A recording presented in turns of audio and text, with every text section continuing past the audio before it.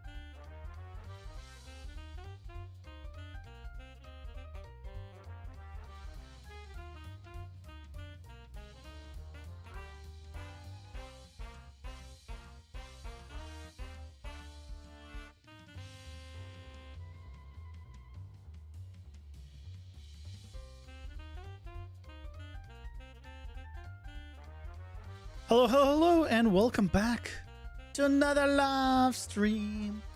Hope you guys doing well. Happy Thursday. Welcome, welcome, one and all. It's been an interesting day. It's been an interesting day.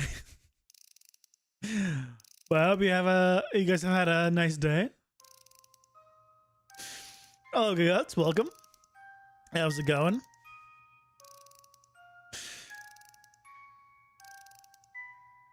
I got some updates. Doing okay. I heard back from one of the places I interviewed with, and they're still doing things, but apparently I should hear from them soon about next steps. So, you know, hopefully that means I'm still a good fit. And hopefully that still works out. And then I released the short today that I was like questioning a bit about releasing, and I was like, yeah, I probably should have questioned it a little more. I ended up putting it on unlisted like an hour ago. Did they sound that vague to it? No, they said like they're still doing something, and someone will be following up with the next steps for me. That's not. They're pretty straightforward about that. It was just a single sentence, though, basically. Yeah, apparently people didn't like me talking about GAC. I think because I was like, why listen? Just because I think because shorts are pushed to everyone. I think it's being pushed to like people probably under 18 as well. And they probably aren't very happy about seeing that if they are that age. Because I wanted to make it like unmonetized and like market as stuff, but no, I couldn't. So either way, I saw it had 3 likes and 9 dislikes, and I'm like, you know what? Yeah, probably not the best. It's funny in my community, and if you want to see it, it is in the clips channel of the Discord. It's just unlisted, so you can still see it if you wanted to. But I'm like, okay, fair. You know what? That's fair. That's fair. I found it funny, but that doesn't mean everyone everywhere is gonna find it funny. That they're just randomly scrolling on shorts. Okay, I'll I'll give him that one. I'll give him that one. That makes sense. But yeah, that's kind of my day. I've been trying to think of what the hell to do for. Have you noticed a spike in my VODs today? My VODs? I don't typically look at my views for VODs.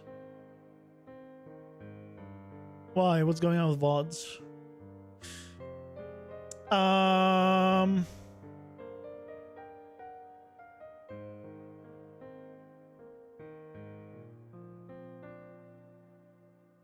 No, VODs are pretty much around where they always are. No, I don't see anything. Even scrolling down, like I don't. You have at least +1 in all of them for today? What, like 1 extra view? I mean, I wouldn't notice.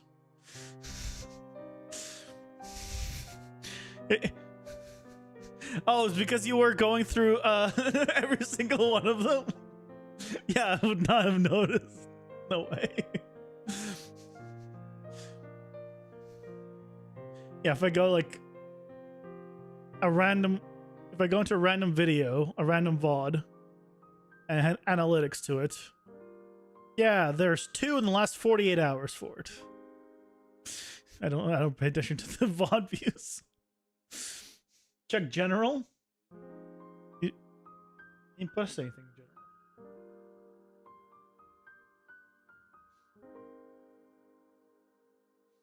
My goodness. Oh dear, my God, my eyes. Polyjuice portion? Wait, what? I don't think it was polyjuiced. I don't think the first thing I ever drank was polyjuice. Also, I'm sorry. What did you write for April 9th? That is definitely not what I drank.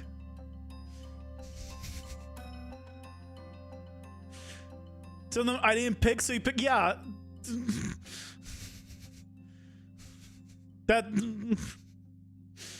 That is no.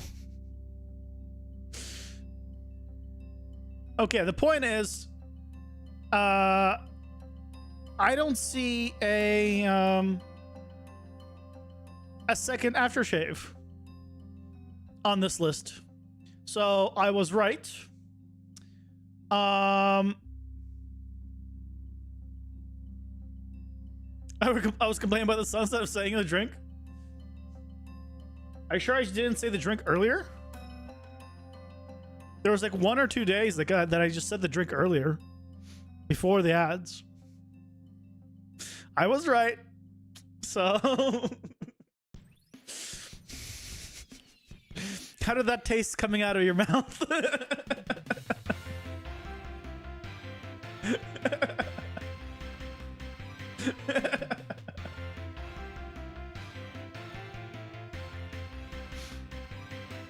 Probably didn't taste very good writing that.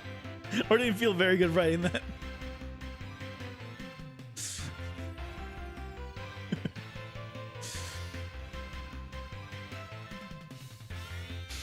Well, that's okay. Also, I can't believe you did that. I mean, I can believe it. It's also crazy that you did that. I don't know how I feel about, well, I know how I feel about the ones that you just filled in. That means that that spreadsheet is not accurate anymore. Hey, Megaruki, welcome in. I'm doing well. How are you doing? In the beginning was hard. Your messages felt cringe. Wait, what do you mean?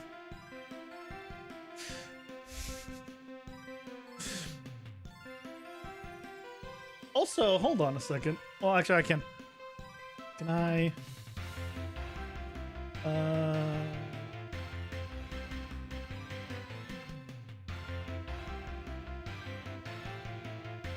Aha, Control Shift T works. It starts, you started for some reason on 5th of April. Is that what you started watching? Not before?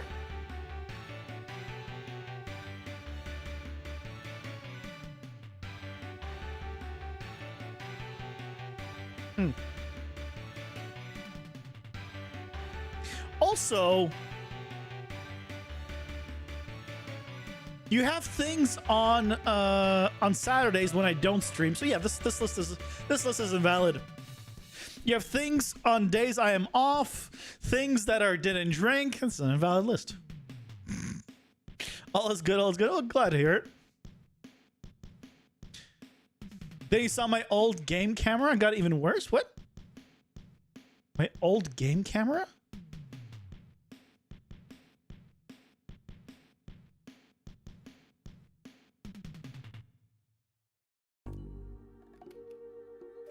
What do you mean my old game camera?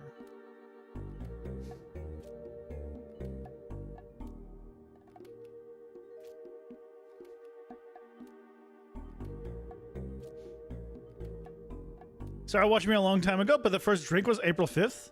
Ah. Okay, that makes more sense. That makes more sense.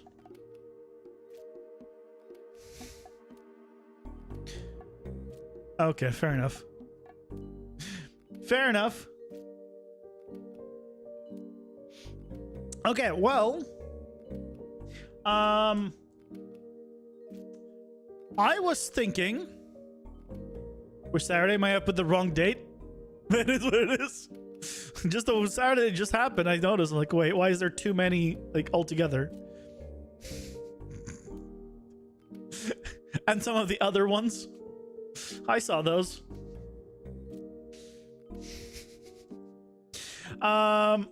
Good attempt though. So I was thinking, before we get started with the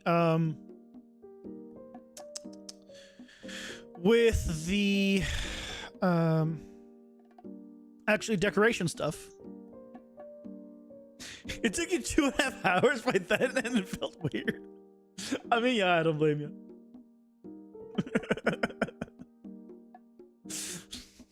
Did it for fun, but it kind of felt stalkerish, so please do understand. Please do understand you the wrong way. Yeah, so you're a stalker. Okay, I'll go ahead and understand you the wrong way. Yep, so you're a stalker. That's disturbing. I have a stalker now. Okay. No. It says please do. It says do. No, I mean, no. Something. Look, I don't know why you would say please do understand me the wrong way when I didn't say it, you did. I'm only doing what you asked. Can't blame me. I'm following directions.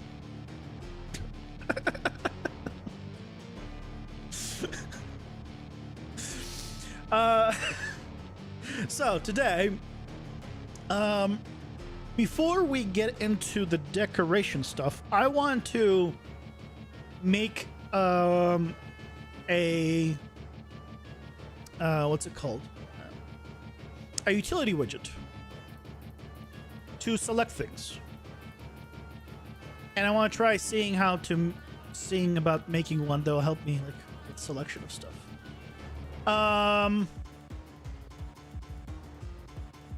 And see how simple it is for me to create it and do what I want with it. So let's give it a whirl.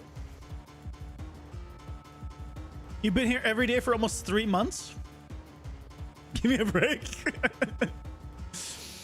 Yeah, I understand. After almost 3 months.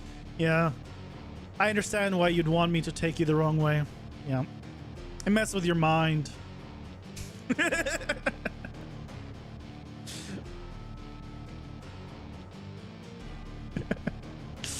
I'm just messing with you.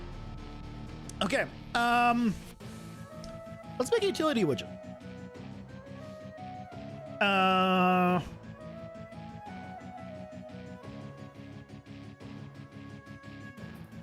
It's a new folder. Yeah.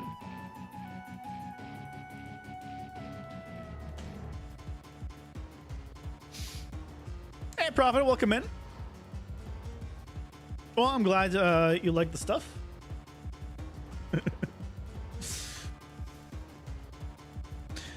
I'm glad you found it potentially helpful. Oh, I need to turn on a plugin, don't I? Utility widget or utility?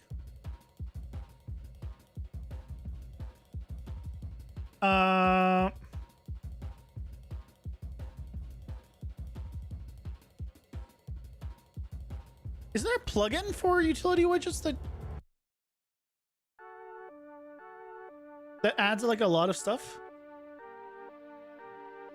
Or is that no longer a thing?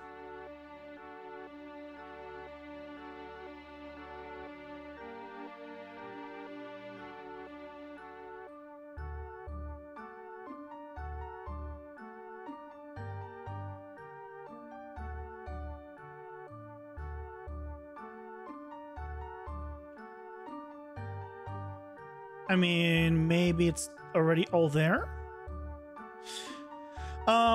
Okay, so allow for automatically laying child widgets out vertically or horizontally until a that retains the width of every column throughout the table. I mean, I guess stack box.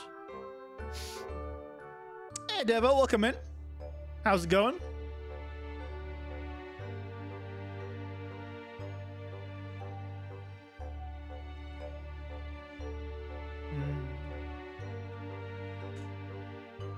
I don't know what the prefix is on editor utility widgets, but EUW is what it is, basically. So that's what we're going to call it.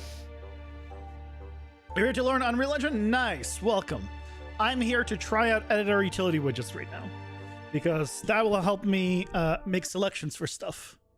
And we'll see how well it goes. Let's start with... I want to fill. Top. Let's. Oh, it's put into a stack box. That's fine.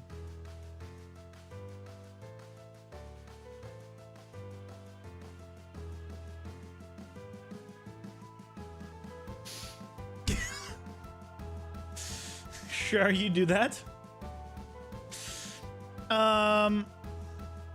So we want to, well, actually what I want to do is technically have a drop down that gives me all the actors in the level. But let's start with just a basic button that will just select all the actors of a certain type in the level. Let's just make sure that this is going to work.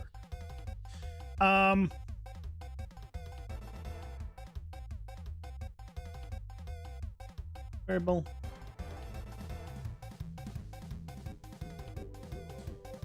Okay. I want it unclicked.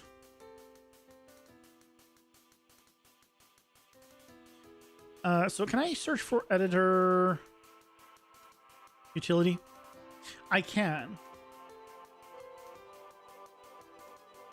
Now, how do... See, I want to get converted. Interesting.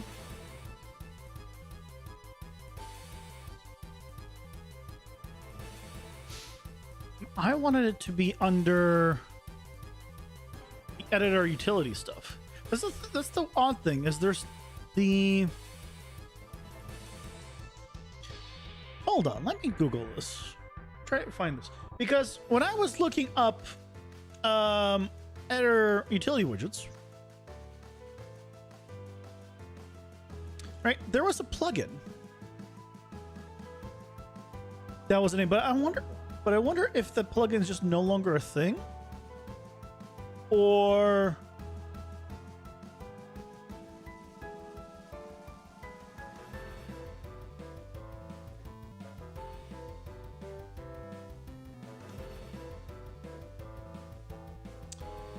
Let me see.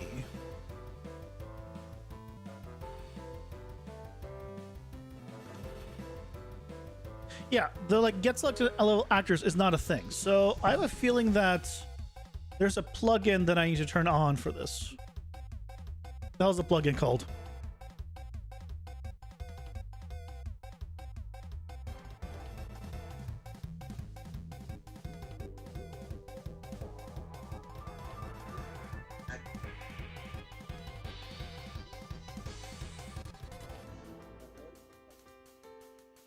It's called Editor Scripting Utilities. Editor Scripting. It's on.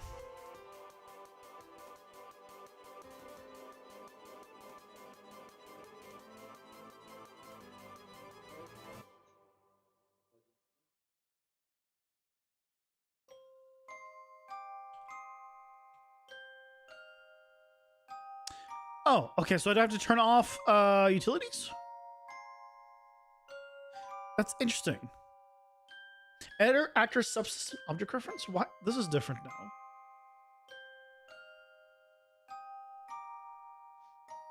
Okay, well, we're going to test this.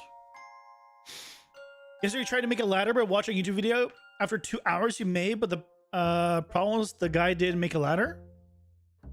He made the box collision inside the ladder. Make the first person character fly. I mean, if you're gonna follow a tutorial, I mean, you can just scroll to the end, just make sure that the end result is gonna be what you want. So that way you don't just watch like random tutorials. And just end up being like, oh crap, that's not what I wanted.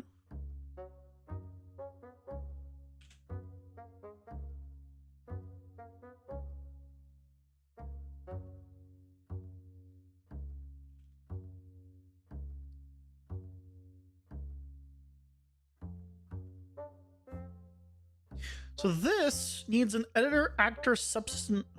This is new.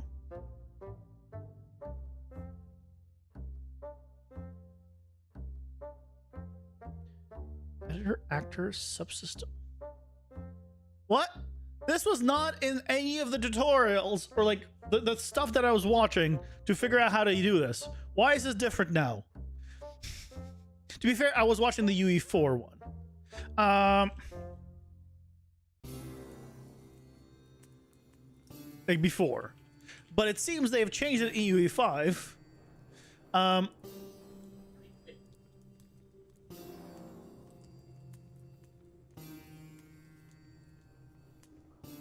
Let me see some.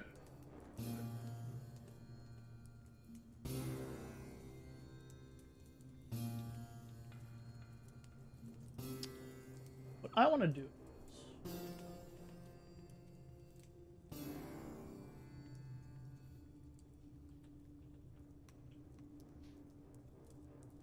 Oh, so I can get selected actors. Hold on. Hold on.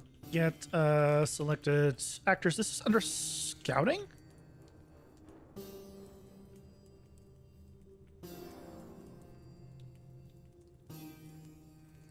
Okay, that works. Okay, so hold on. If I right click this, run it, select these two and press select. Nothing happens. What if I was simulating at the time? I can't do it. So is it because print string doesn't work?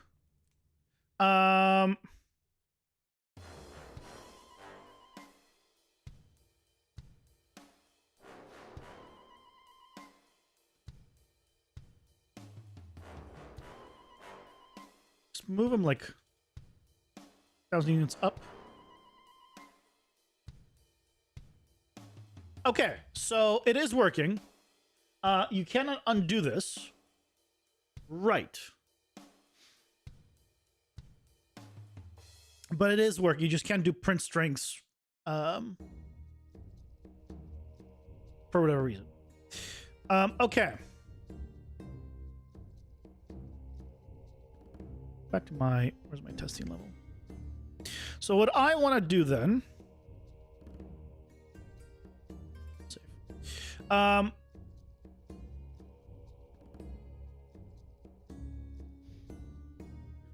So I need to, let me see what the,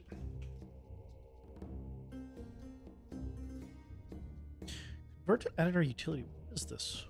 Oh, this converts a regular widget to an editor utility widget. Can I figure it out? So the thing is, I want to get all actors in the level.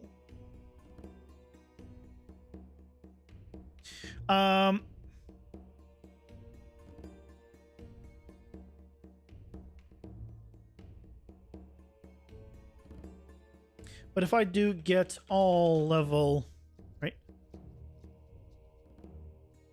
actors, it needs an editor, actor, subsystem, object reference. So let's Google that. E5, editor, actor, subsystem, object reference.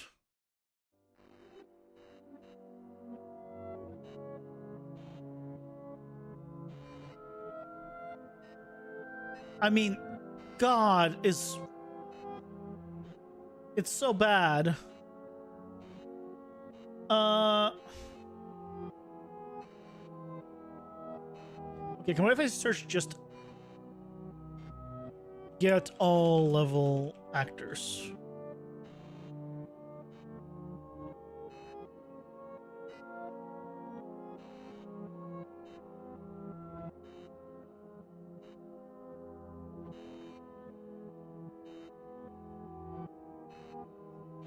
It is now different. It is basically now different. And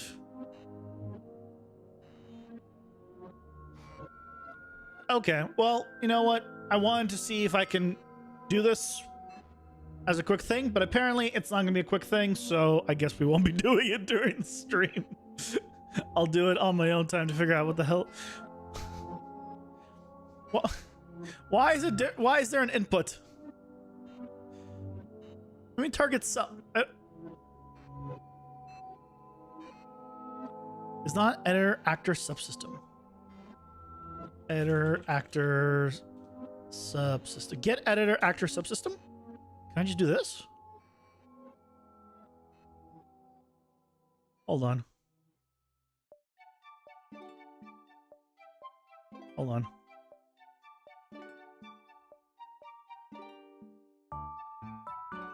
Oh, I need to. This will move everything to this location. Actually, can we do a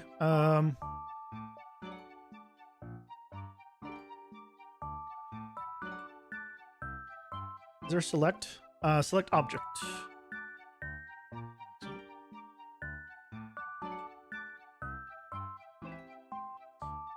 No, that's not the select I want.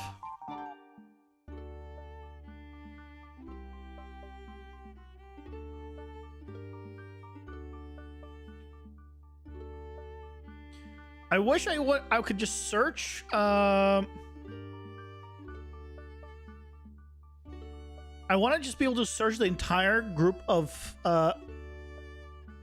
assets or entire all the notes that are part of this.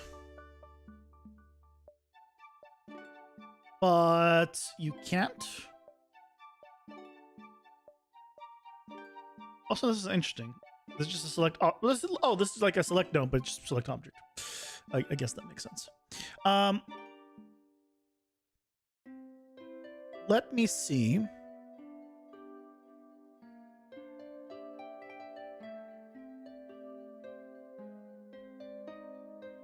Set selected.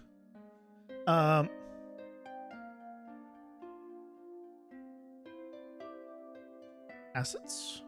No, let's get selected. Set selected level actors. If I did this, actors to select.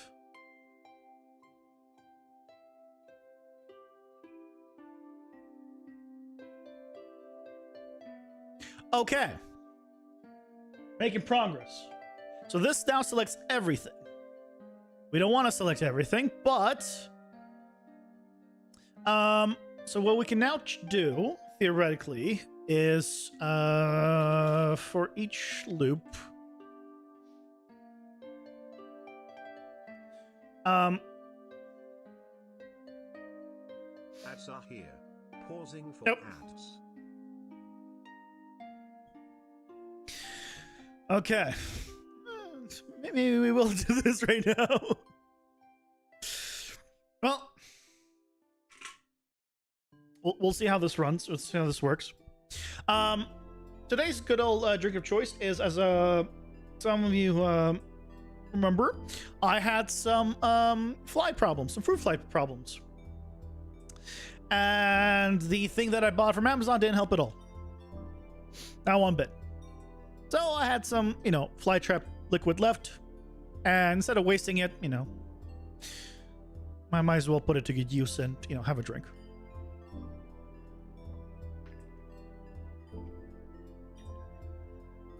It was tasty enough for the flies. It's tasty enough for me.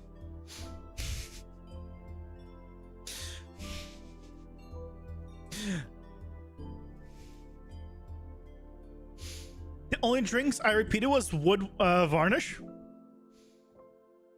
Was it wood varnish? I thought I repeated. No, I definitely repeated windshield wiper fluid. Did I actually? I don't think I repeated wood varnish. Did I? Windshield wiper fluid, I definitely repeated.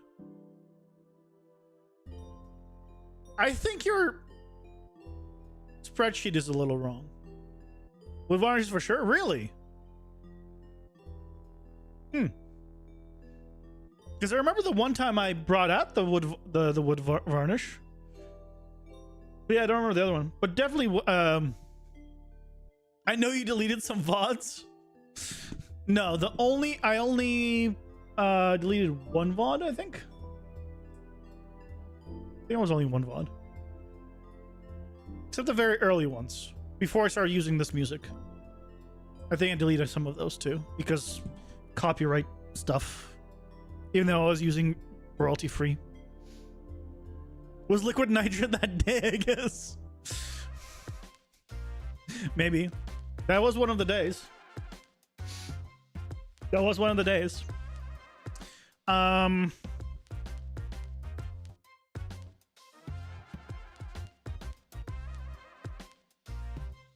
I want to do is get class. So right now I'm going to just do a little test. I want to do a test that will just select like my weapon pickups, which are these.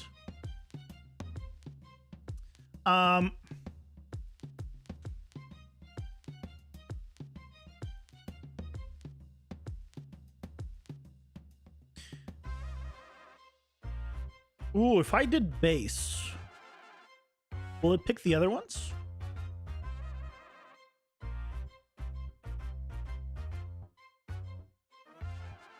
You remember you said once, but never appeared in the list?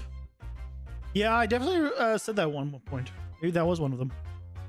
Do 2.5 hours of the list to prove yourself was wrong? And bro, keep shitting on me, SMH. I'm sorry. I'm genuinely very impressed and shocked that you actually did it. Genuinely. So I don't know if I should be proud of you. Here's the thing, like, should I be proud that you wasted 2.5 hours doing this or not? In one hand, I was right, so I should feel good about it, but I don't feel good about you using 2.5 hours to do it. So I'm conflicted. I'm sorry. That's basically how it is.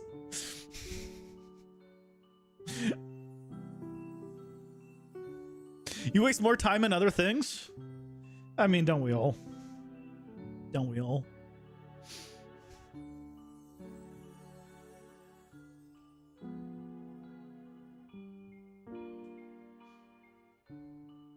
Actually, let's do.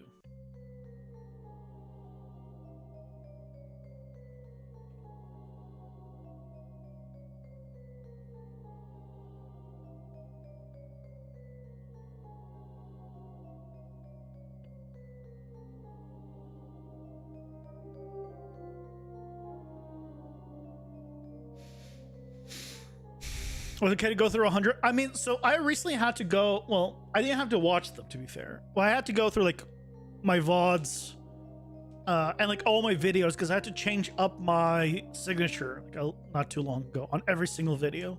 It's such a pain when you have to modify a signature on all your videos. I wish I wasn't streaming at that point. Okay, so it only gets the base. Which makes sense. So if I want to check or select multiple things, I would need to do selected things.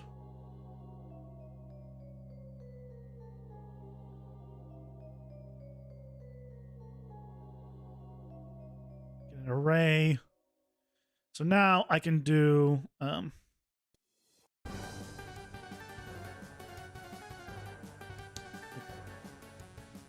all of these.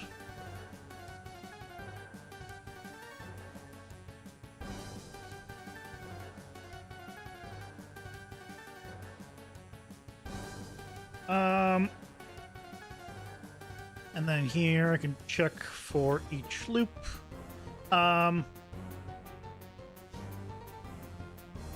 With break.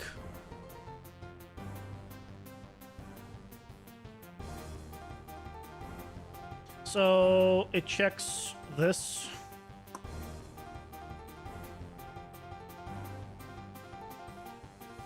It checks them all. If it is true, it adds it and then breaks. We don't need to keep checking if it already matches one.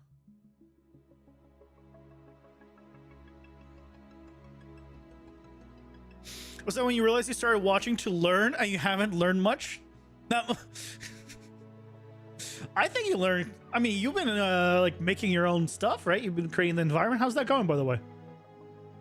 So you're probably learning like quite a bit doing that. Yeah, look at that. Okay, so we have this. So we now have a button that just selects what we want, right? If we want to select these always in the level, we can. What I want to do is create a drop down that lists all of the types that we have. And then I want to just basically select it from the drop down and then go from there. Because this is gonna help, but I think we can go further.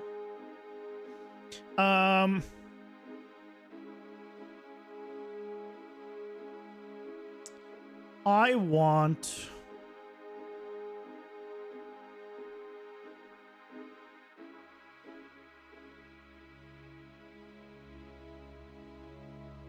input. I forget what is the drop down one called.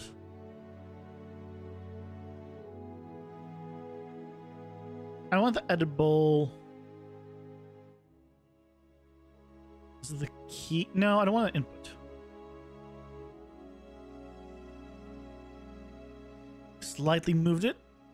Moved my window. Let me position it. There it is.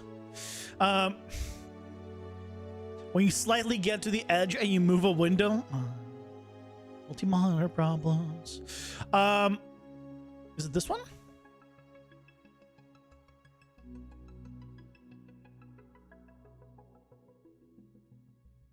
Hold on.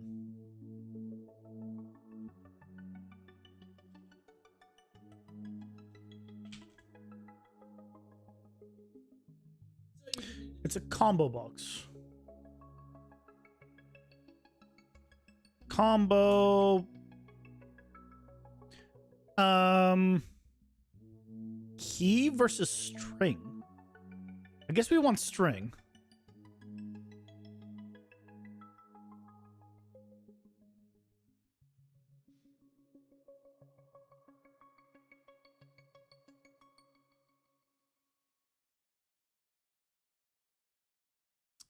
Can I...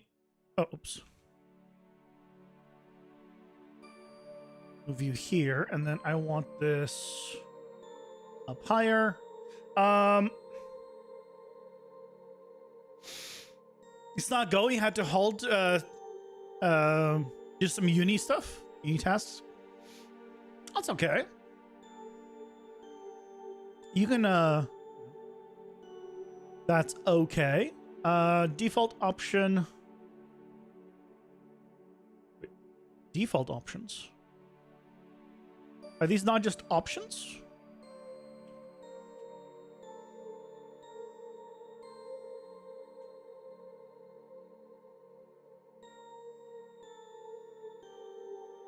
No, so they're just options. Okay. So what I want to do is make it a variable. I'll change the names on these later. What I'm curious about is get all level actors. I'm going to detach this. So this is cool. When I do, I'm going to get all the level actors. And then for each one of these, get the class. And what if we added it to that list, which is called the default options?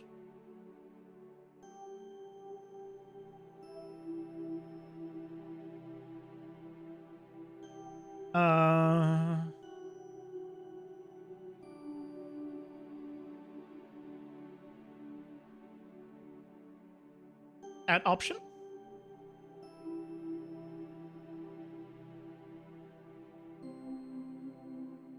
Get the class display name.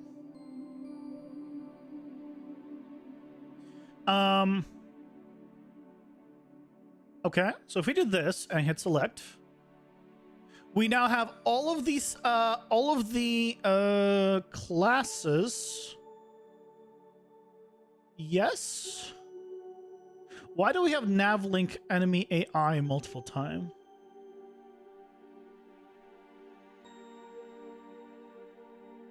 Oh, I need to do it once.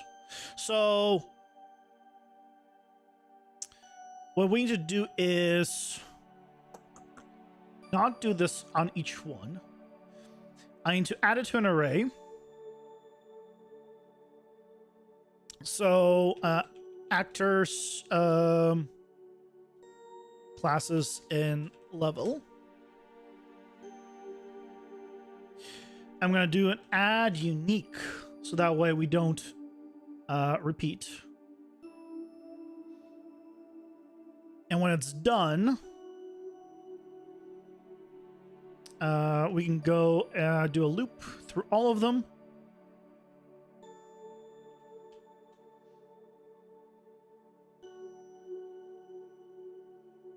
Then add them in.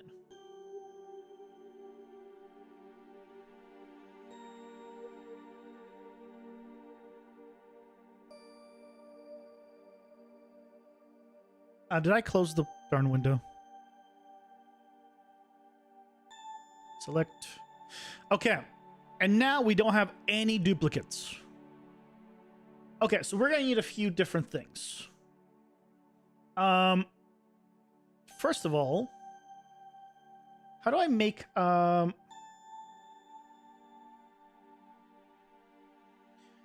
I do...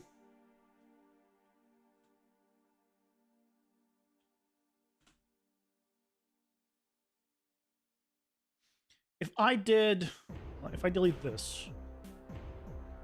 No, okay, so it has to have that. Okay, so we can do an empty. So I want to have a couple of buttons. I want this button, and I also want basically one to do not select load list, let's say. Then it's gonna populate the list, and then we select button.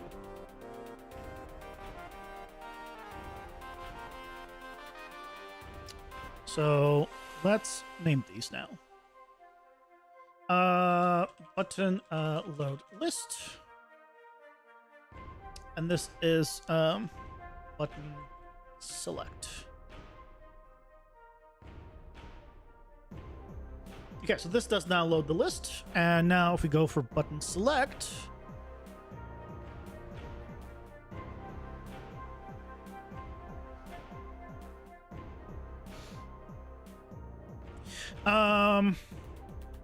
now we need to, instead of getting all the level actors, we need to oh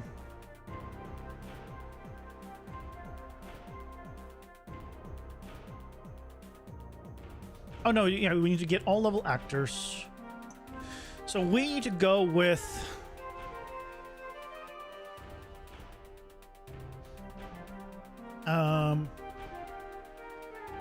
this. Get selected option. And I want to go through every single one. And instead of the selected things here, yeah, I'm just gonna keep this all there, but just scooch it over. So we're gonna want this.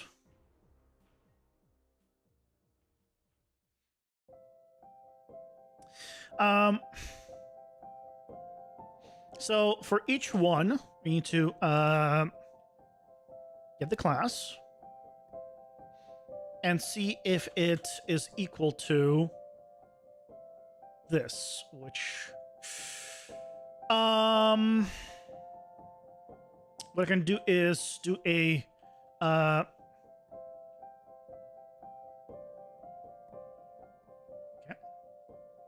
get name. There you go. Check if this is equal. Okay. Equal exactly string. Or what's the other options? Equal case insensitive. Yeah, I guess that's fine. Ignore it in case. So if it is the same, then we can do basically what we did before, which is add it to this. Select an option. And at the end, we select all of the options.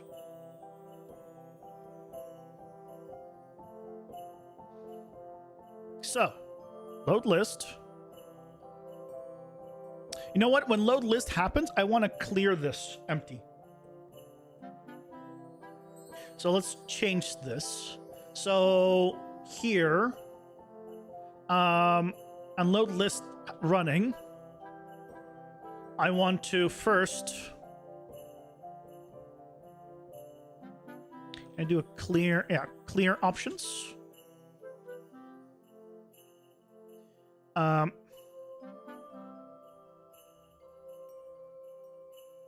And also, when it's done, I want to just select the first one, whatever's there.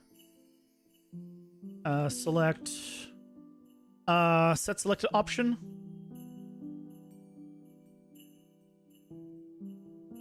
And basically what we're going to do is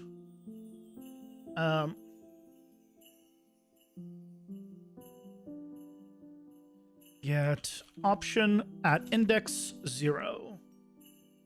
There we go.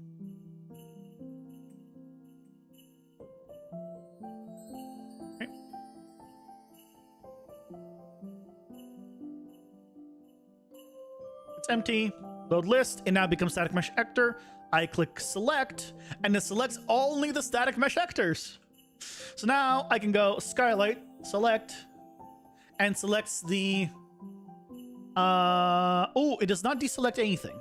Okay, so we need to make it so it deselects also.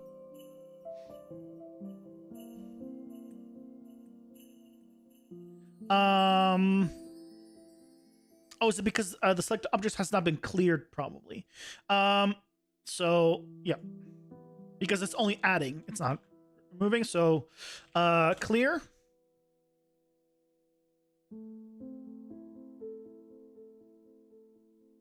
Empty, load, select, only selected things there. Skylight, select, only the skylight got selected. Player start. Hey, look at that.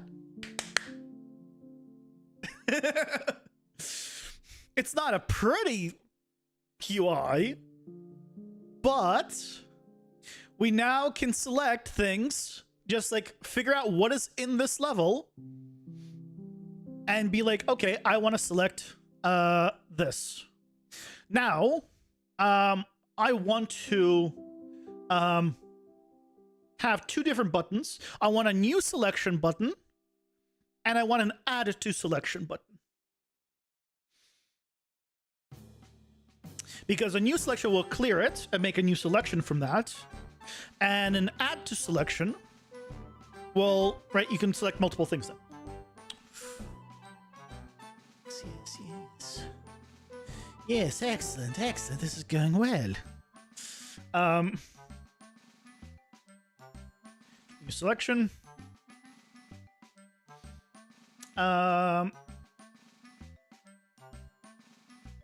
Add to selection. Add to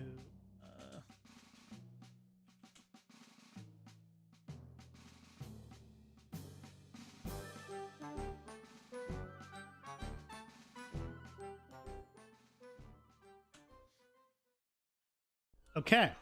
So the add to selection, or the new selection will do this, but the add to selection will basically do the same thing without the clear. Should be just literally, I mean, I don't need to do that. I just do this.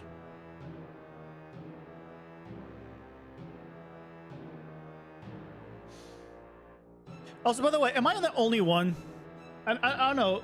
Maybe you guys can relate. You see how it doesn't quite line up? Like, no matter if I move this up and down, it never becomes straight. Like, this is straight. This all lines up nicely. But there's that one node that does not line up when you just move it, like, up and down.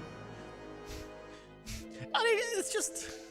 I always feel like I have to, like, you know, make it all line up again. And I have the OCD on it. It's like, why doesn't it? Why?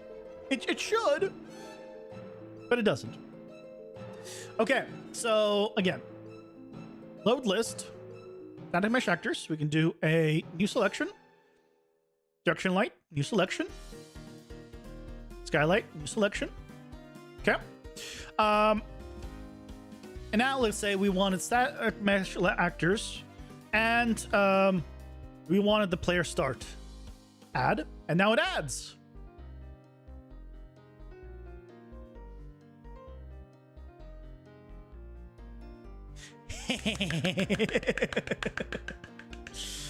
Excellent. Okay, this is gonna make things so much easier. Because you can just dog this. I can just dog this here. Now, the problem is, if I docked it here, it doesn't fit. So what I probably want... I did not mean to do that. What I probably want to do is have the buttons kind of on one side.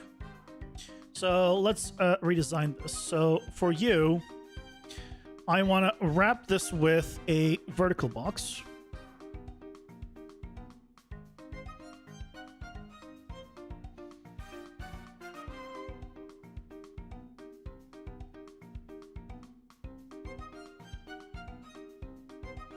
There we go. And to make it a little more compact, I'm going to remove the word selection. So I'm just do it add to and new.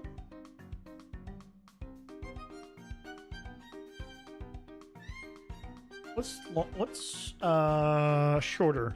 Load list or populate? Populate is a little shorter.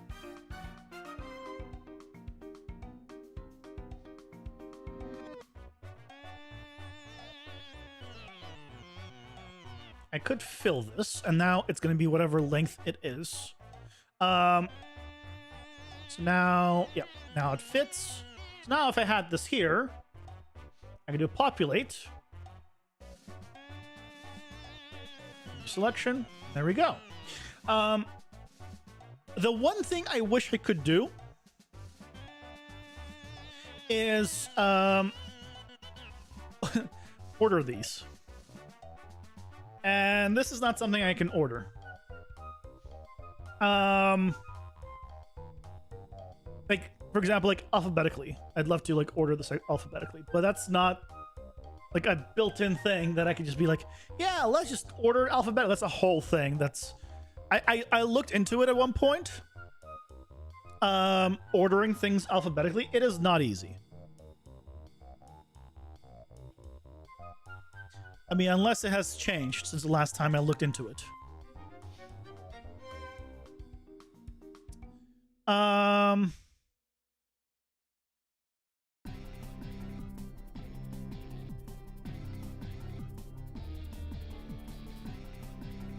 Nope.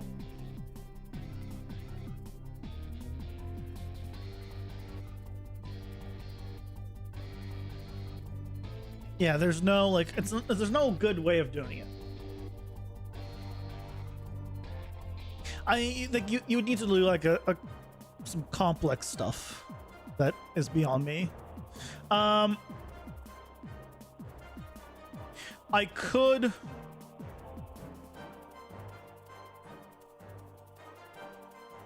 it's like if I wanted to, I could go into like getting the first letter. Based on the letter, I give it a value, and then later on, I sort by those values in one array, and then...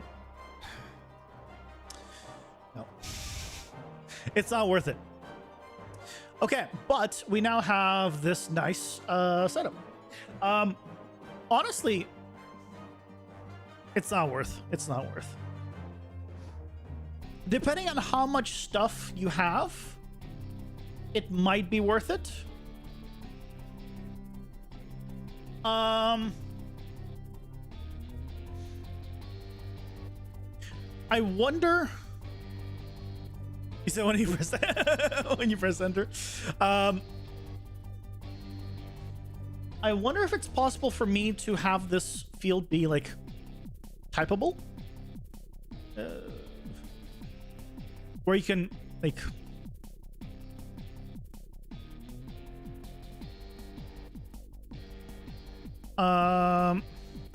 What is a combo box key?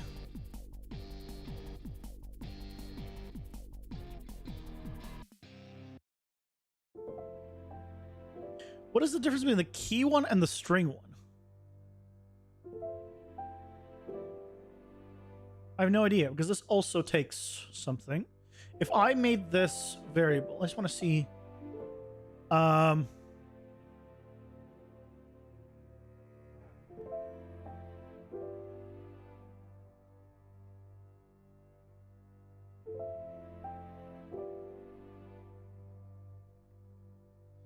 I get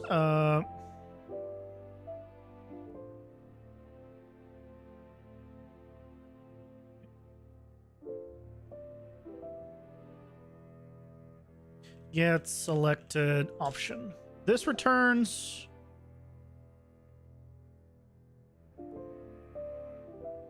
a name. Is that a string or returns a name? I mean, for me, it doesn't matter. I guess it doesn't matter really then.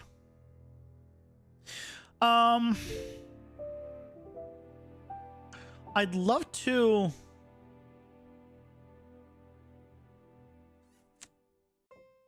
Um.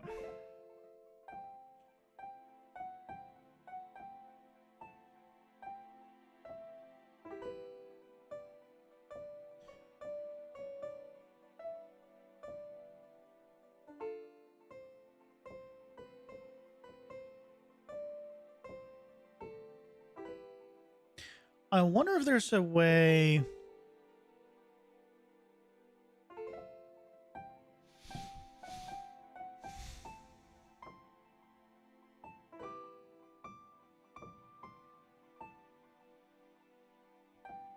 I could add a text box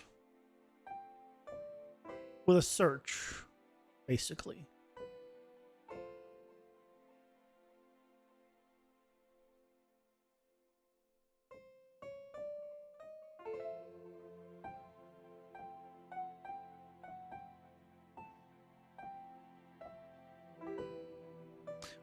Add to comment box. Oh no, that's the one I have.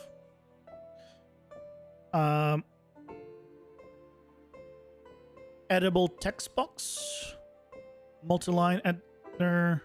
Ads are here. Pausing for ads. I want editable text box.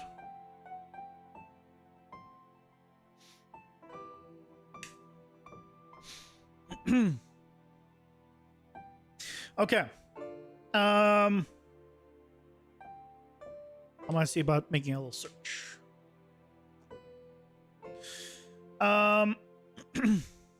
Well, the search would. I was thinking the search. If you had multiple things, it wouldn't like select all of them, and they might not be in the same like area.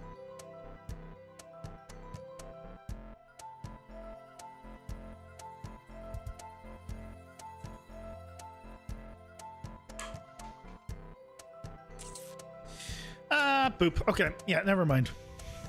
I don't know a good way of... A search would just... Because you'd want to select multiple things, potentially. Yeah, it's... Not as great.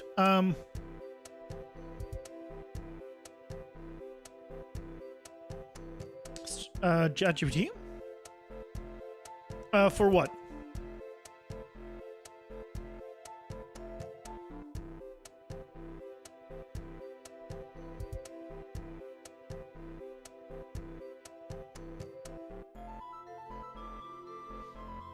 For me, it's not so much that I don't know how to set it up. It's more so even if I set it up. No, it's not that like I don't know how to do it. It's more so right. Let's say if I compile this so it can show you. If I populate this, right, we have like BP weapon pickup, base, great sword projector, right? These are all BP weapon pickups. As their base, that's the name of it, okay? If I wanted to search BP weapon pickup,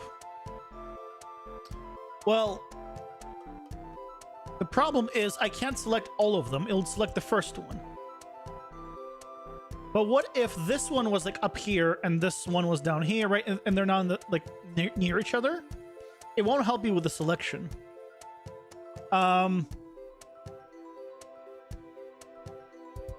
Like what I would need to do is basically create a custom drop down where I can just click on these and select multiple things. And that's a whole thing of itself, right?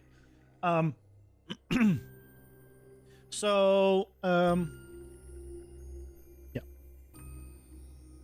Hey, Al, welcome in. No debate? What?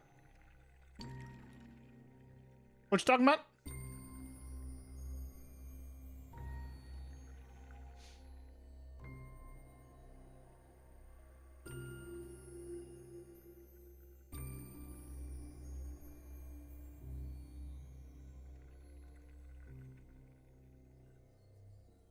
I could make it also save the thing, but I don't think this matters because you're not going to do it multiple times. And clicking populate's not hard.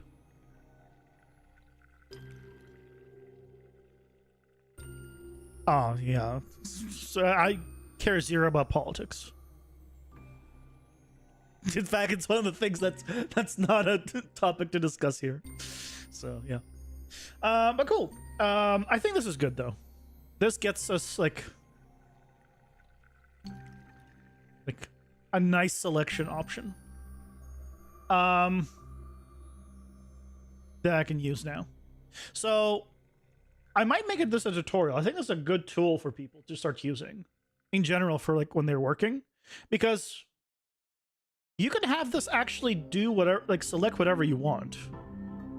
You can go by name, you can go by type, you can go by like whatever you want, because you just, it's the actor.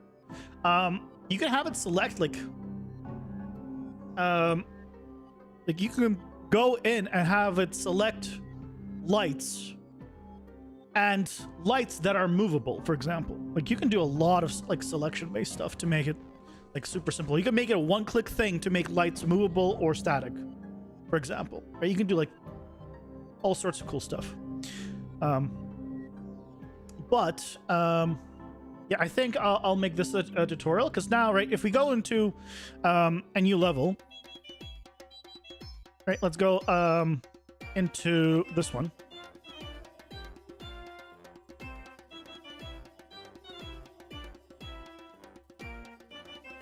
And I can have it like select by material too.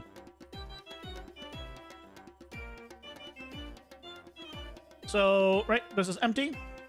Populate. It has all of the actors. And for example, I want to grab my room manager. Bam, room manager selected. Two birds with one stone. Is that a Sunday video idea? Yep. Yep. I think it's a Sunday video idea. Because it's so handy now. If I want to now select my static mesh actors, I can just select them. If I want to select my lights, I can select my point lights. Here's my point lights. And it just makes it really quick to like select things. Obviously, if you have a super large level with tons of actors, it's going to be a little more pain in the butt to select. But yeah, it allows me to just quickly select them. I wonder if I should add an option to select by material. But I think for now this is fine. I'd like to have an option for select by material.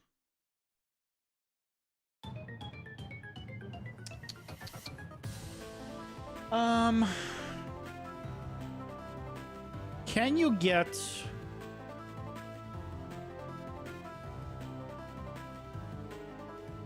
No, I would need to cast it to like a static mesh actor.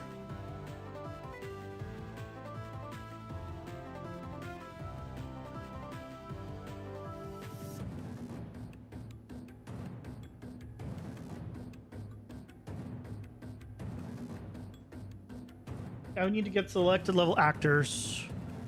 I can get the first one.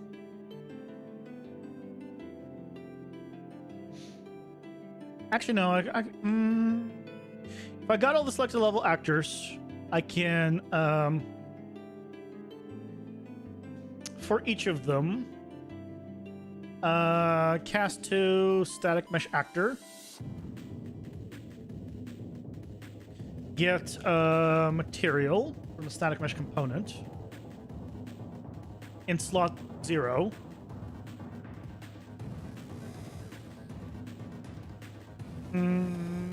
Promote to a variable.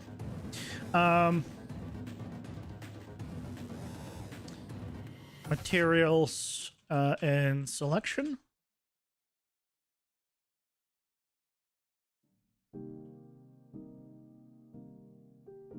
Add it.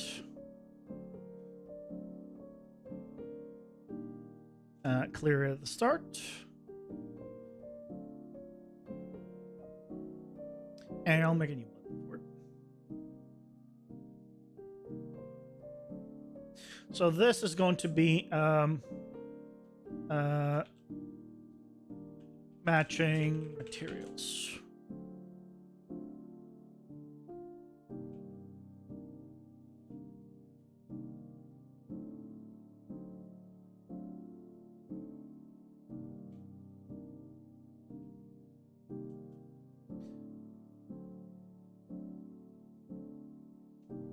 Select by material. It's not great. It's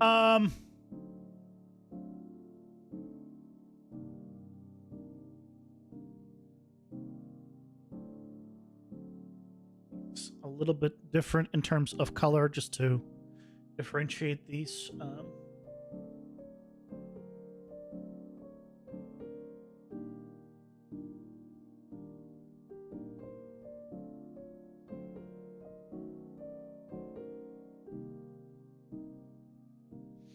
Okay. So when I do select by material,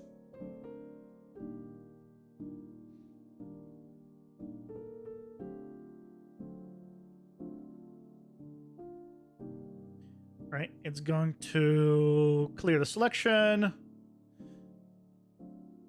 It's going to do this. It's going to add to it.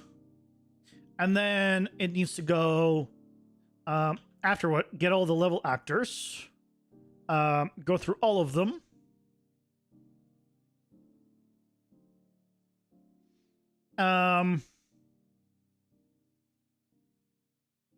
I need to, I guess, cast through them again.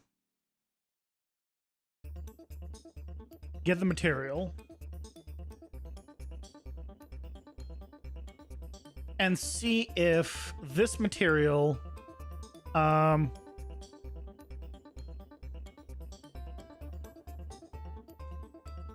matches this at all.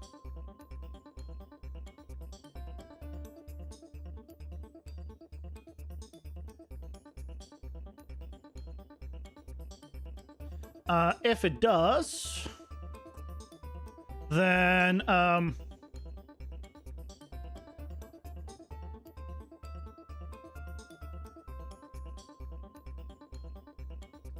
parameter variable.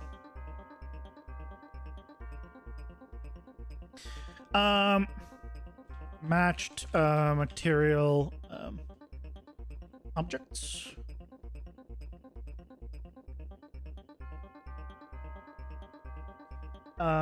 Add.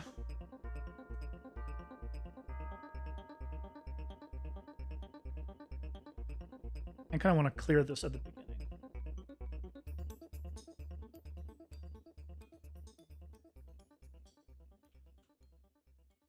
I'll clear this here.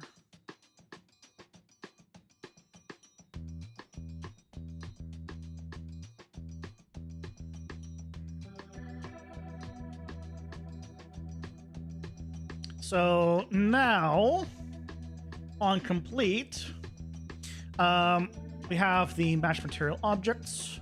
So I can do this, view.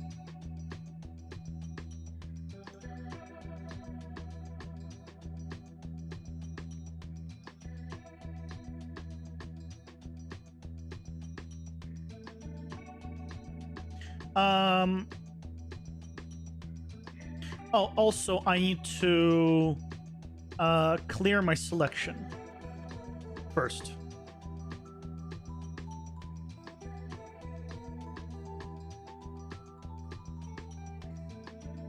Oh no, this already is cleared. So let's see. I did this. Look at that. It worked.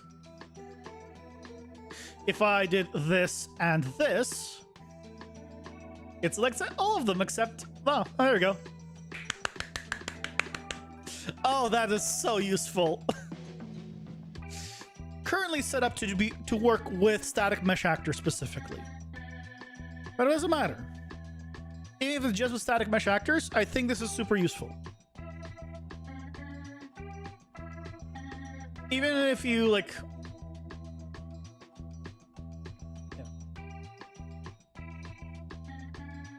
I mean, I can go like further. I can like go and check. I can select things in a radius based on the material.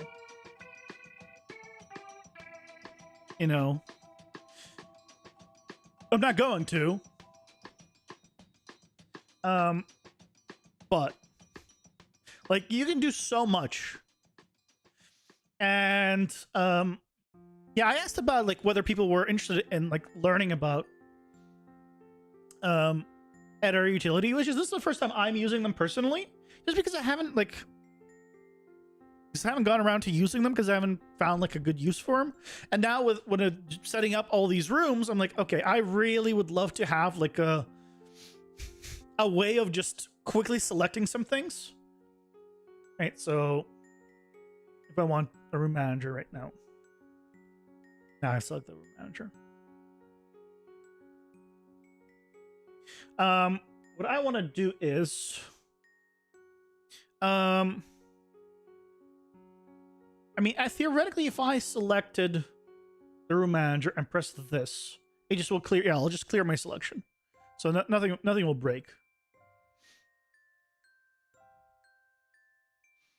Sweet.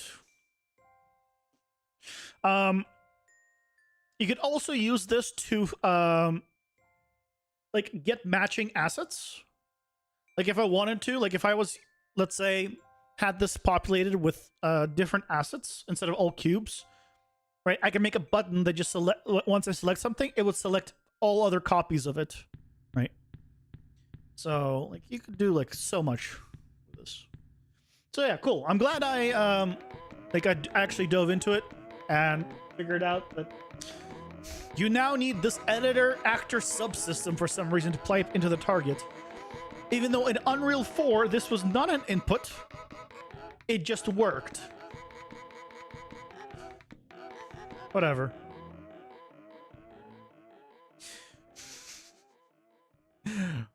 Yay. Okay, I'll delete this now.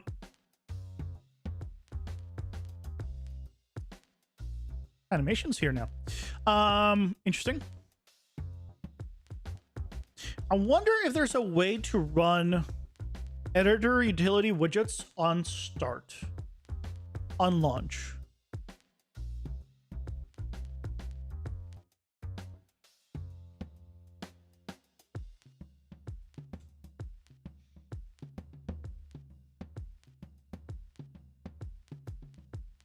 Let's quickly see.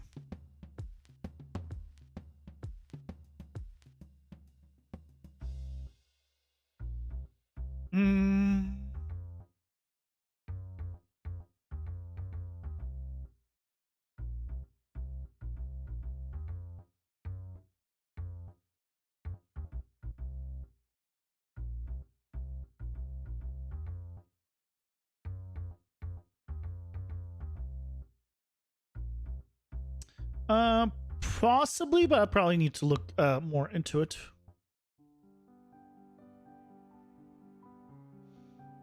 Because I'm pretty sure if I was to close Unreal right now and reopen it, I would need to relaunch it.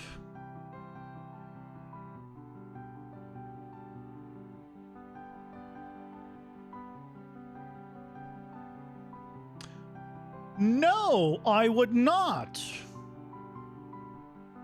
Oh. Oh. It just works. And it's like, oh, sweet. It auto just opens when it's docked like that. Hey, Astroneer, welcome in. Currently working on your Roblox game while watching me? Well, I hope it's going well. You use Unreal, but your laptop would blow up. Yeah, if you were to have, if you have like lower end hardware, you could probably still use Unreal, depending on like, of course, how bad your hardware is. Check the minimum requirements. You just need to turn off things like Lumen by default, right? Turn that off. You can also lower the engine scalability to be lower, so you know it doesn't clog things as much. Because just because you're previewing low doesn't mean like the actual like output is going to be low. But yeah, of course, it's harder to check one-on-one. But you know, Unreal's free, so if you wanted to, you know, download it and just see how it runs on the laptop, you absolutely could.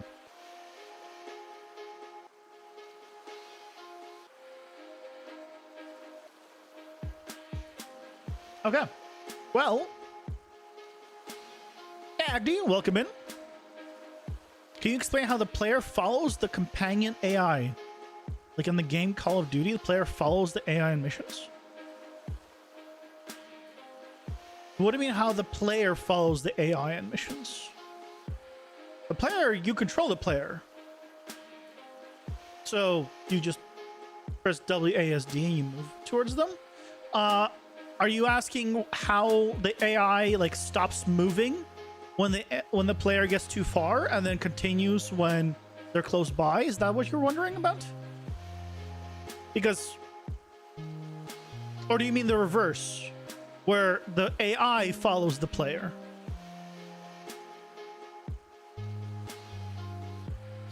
Because if for the AI following the player, they probably have just a check. Once they're further than a certain distance away, then they just move to them. Which is the same way like my enemies do a simple move to command in Unreal. That's like just built into it. You can use the AI to just have a simple move to. Once the distance is further than a certain amount, they just move to you, and you can tell them like what's the range that they're okay with, because that's how that's how this is done, right? When I come close, he moves away in this case to go hide, but he just checks if he can see me and I'm a certain distance away to him, and then in this case he runs away. But if this was a melee enemy, he would run to me instead. The same principle. And obviously, if I need to go to him, I just WASD. Or whatever input model is used for the game. Okay. Sweet. So that is now working. I'm gonna, you know what? I'm going to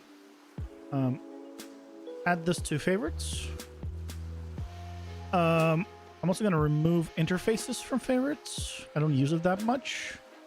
I'm going to remove Manny from favorites. Remove abilities from favorites. I'm going to remove this from favorites. I really wish... Oh, let me... People said this doesn't work still. If I did add to favorites, right? So it is in favorites. If I close this now and reopen it, it's gone, isn't it? People said that it's still not fixed in 5.4, but I just want to double check. You tried Unreal before and your fan got super loud right away. Use a bunch of gaming engines and Roblox seems like the perfect fit for now. Yeah, it's significantly lighter of an engine because yeah, Unreal is quite a large. Hey, it stays. Oh my god, it finally stays. People said it does. It's not fixed in 5.4, but maybe 5.4.1 or 5.4.2 finally fixed it.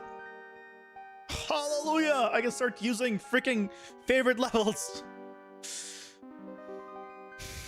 Okay, let's go to maps. Let me add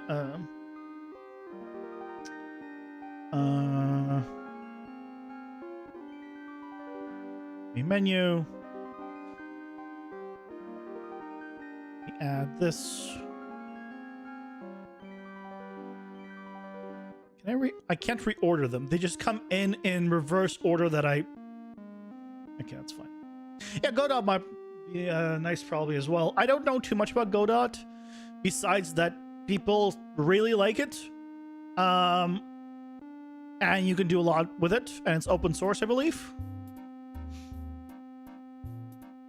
When you play game Call of Duty, you follow the AI in missions and gives you commands. So just opening the door in all parts of Call of Duty. Player follows the command of the AI. Yeah, but all that is the AI has a move to.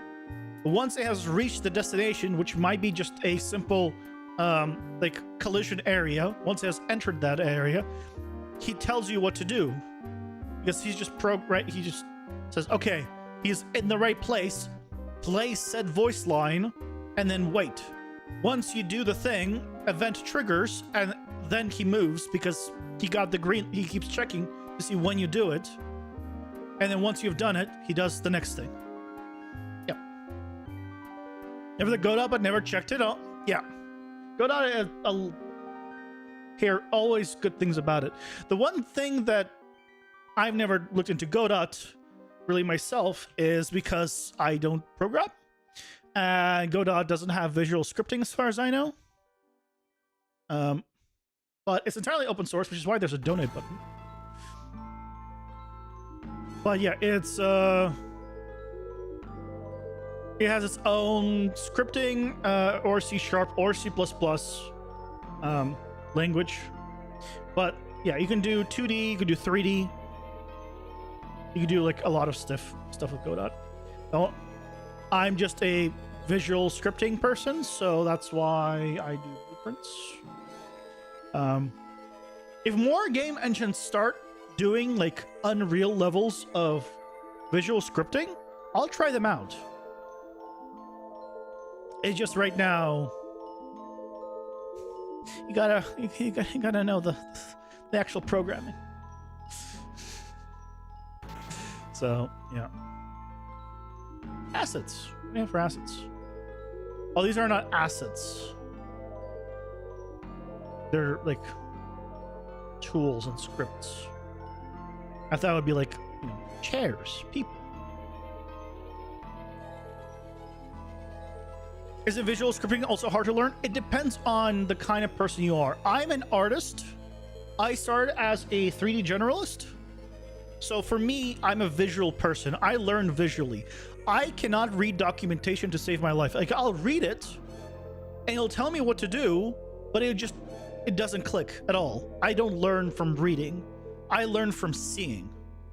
So because of that, I have a very hard time with scripting. Like I haven't done scripting in a while. I tried learning it again. It stopped. I need to go back to trying to learn it. It's really hard for me because a lot of the stuff is like in documentation form, right? And it just doesn't click. I need to like visually see it, which is why blueprints is great for people like me.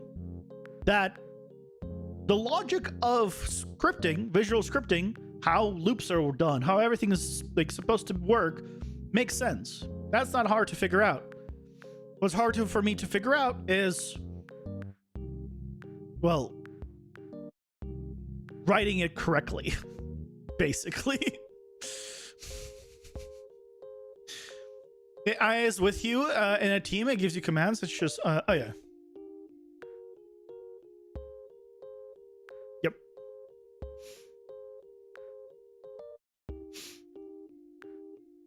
But yeah, it's right. It's personal preference. Don't feel like, oh no, you have to know like one. You have to know the other. You could make an entire game with blueprints. You could probably make an entire game with C++. Ideally, you'd probably make a game with both.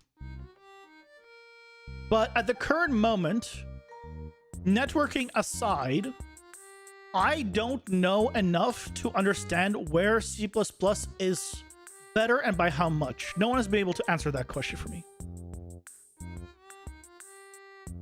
You always make fun of me when I say I'm a visual learner? Yeah. But you need to draw in your notebook that graph to understand it? Yeah.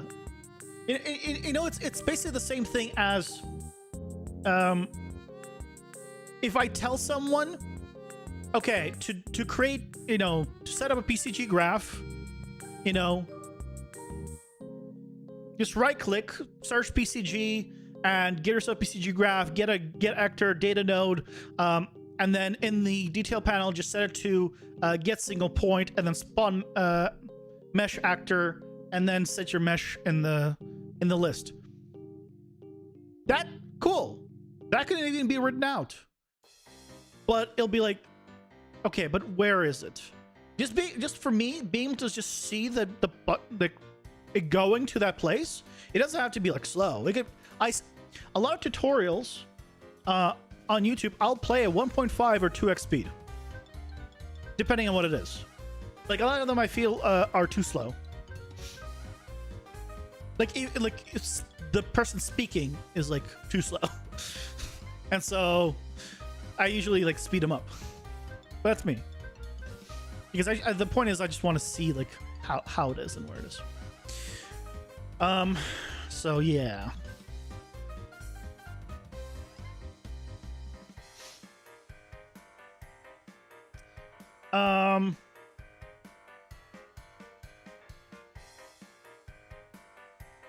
Yeah, let me. You know what? Select by material. Copy. Paste. There you go. This is great. I'm already using it. Here, pausing for ads.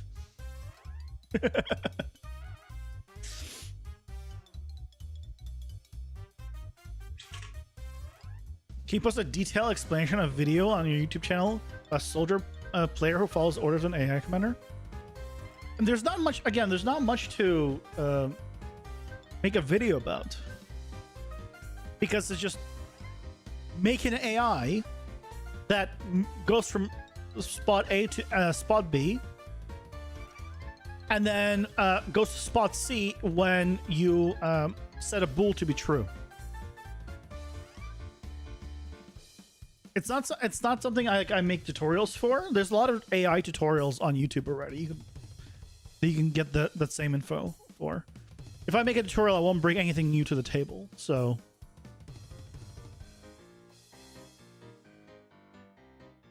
I wouldn't wait for me specifically to make a guide.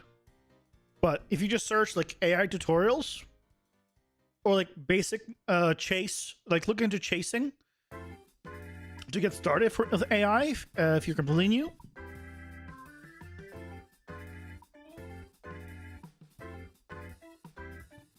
Yeah, there's tons.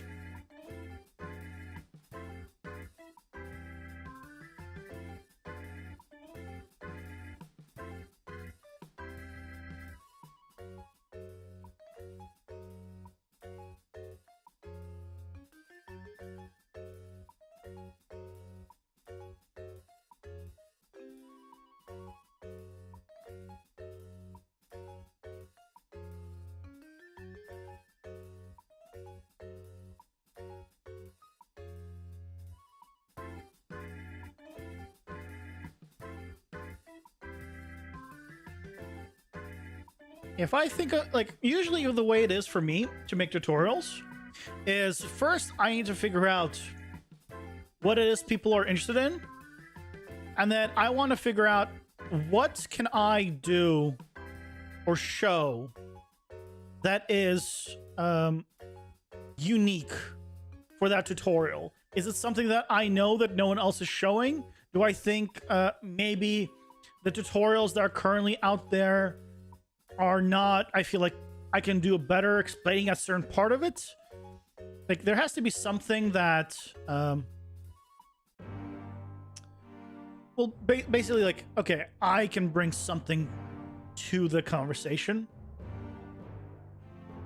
And with with AI, I'm not good enough with AI to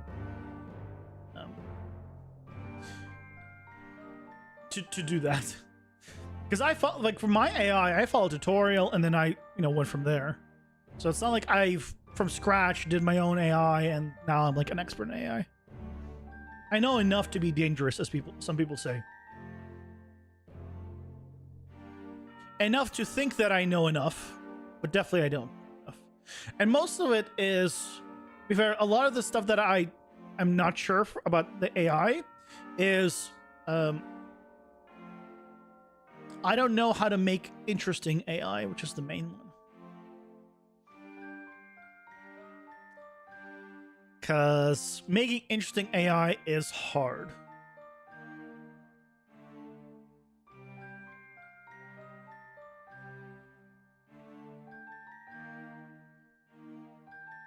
And when I say interesting, by the way, I mean like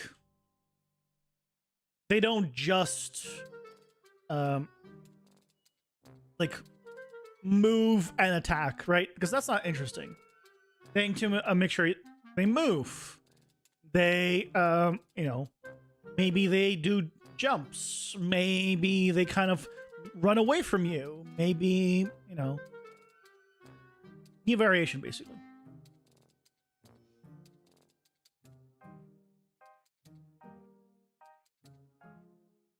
So making interesting AI is hard. I actually tried to look at like lots of videos on YouTube to see if I can get any inspiration on quote unquote interesting AI.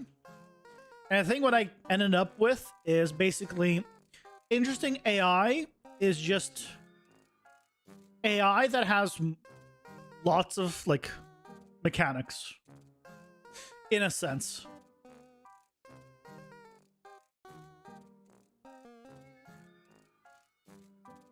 Because if the AI just moves over and attacks, right? That's not very interesting.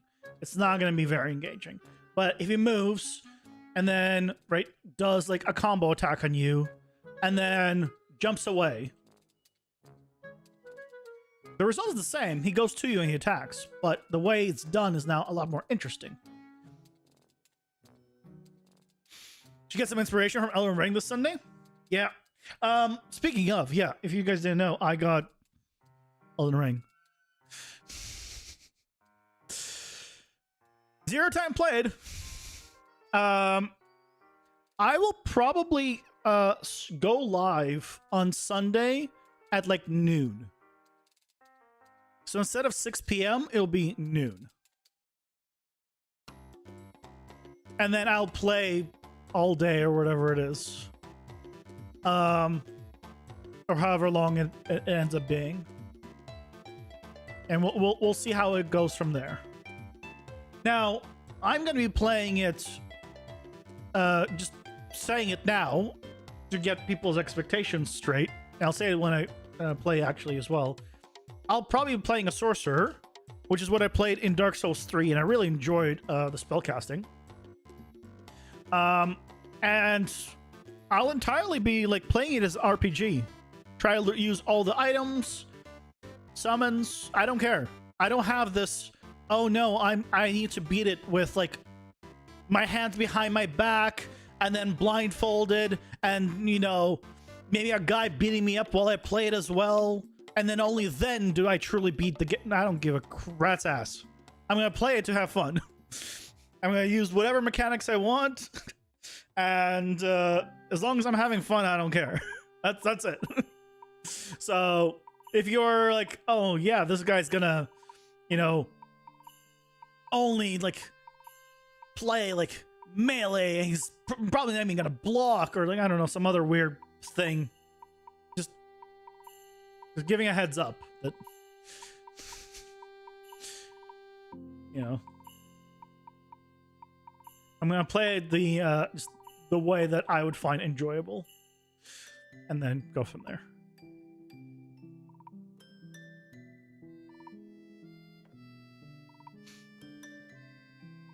Yeah, playing this Sunday.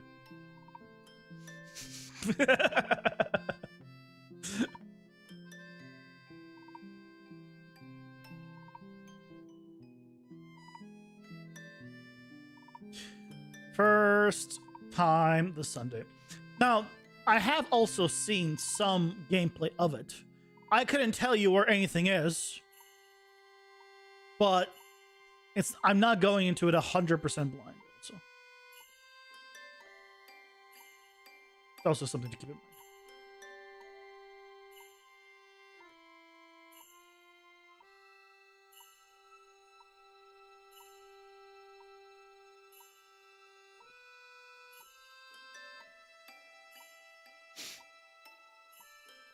So now that I've ruined anyone's expectations of Elden Ring, yeah, I'm playing Sunday.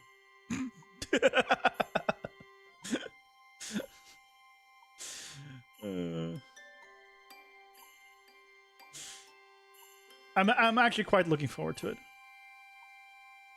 You know, and it's funny, the thing that actually got me motivated to play is is actually everyone complaining that the DLC is too hard. That's actually what got me motivated enough to actually play it. Not because I really like hard games. I don't.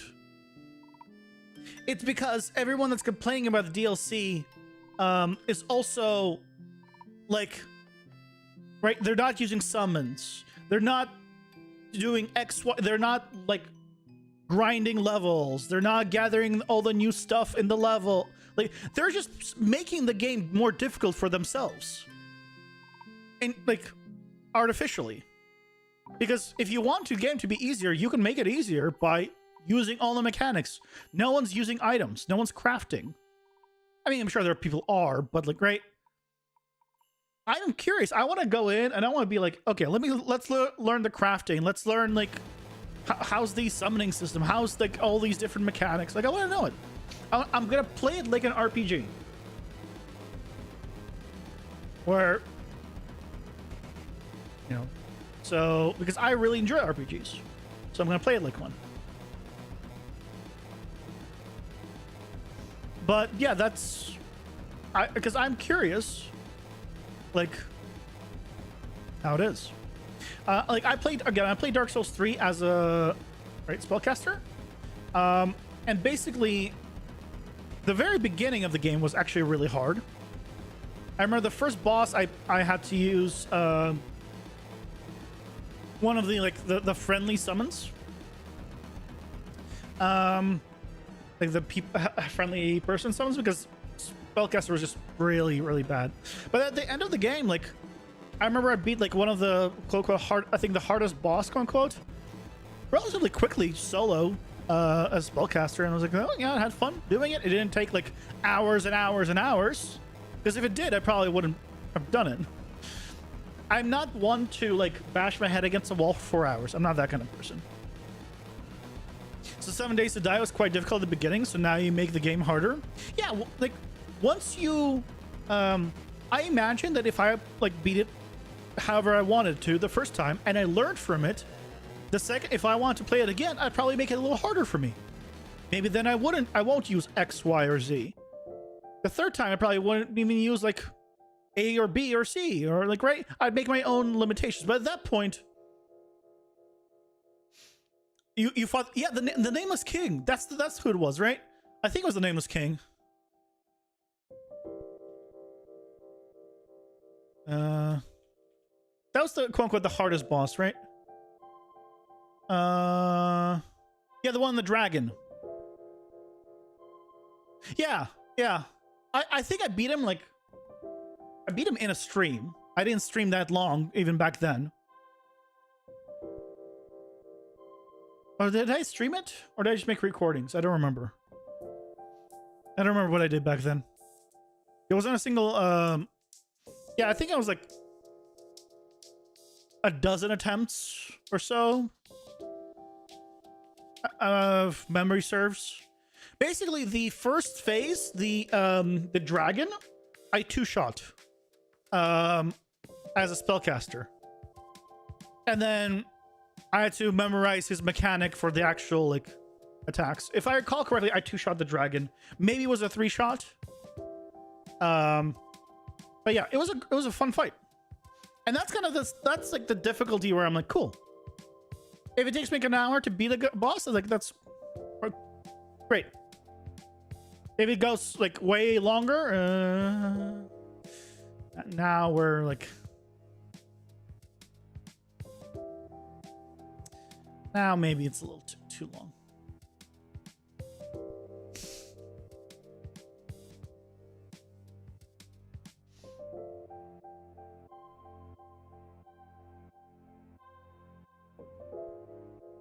Yeah, the last fight, I remember the last fight was really easy in the game, because I don't remember what's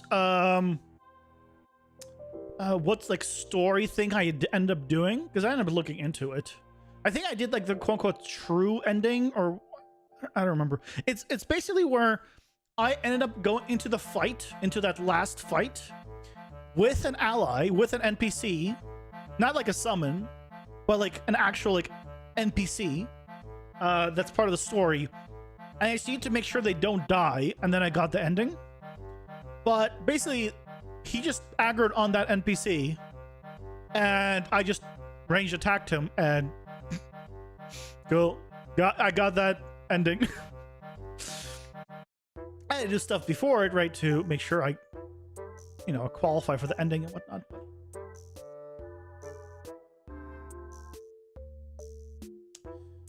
yeah.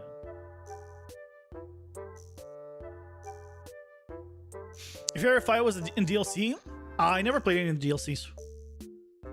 For whatever reason, I don't do a lot of DLC stuff. Just in general. Like, I never, like, even though I love Horizon Zero Dawn and Forbidden West, I didn't play either of the DLCs.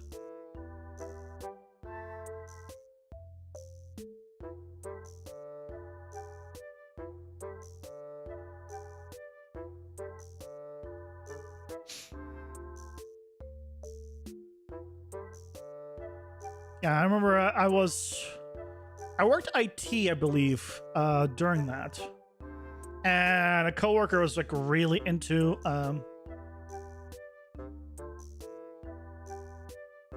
really into the Dark Souls 3, and he was like, when the DLC came out, he was super excited.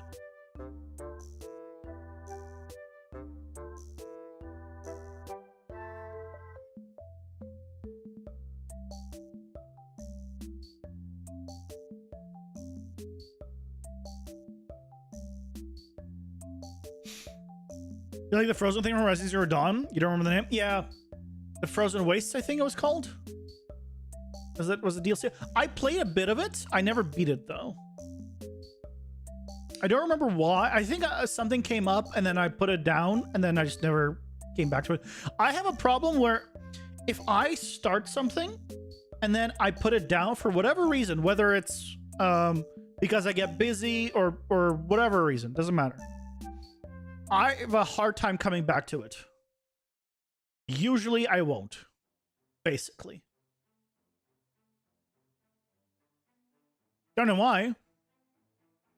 I feel like, cool, I've said my goodbyes, at that point. Like, I don't want to go back kind of thing.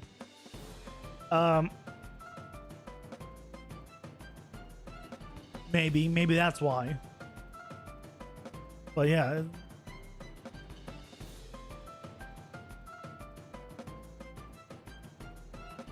Needs to be here. This one needs to be squished over.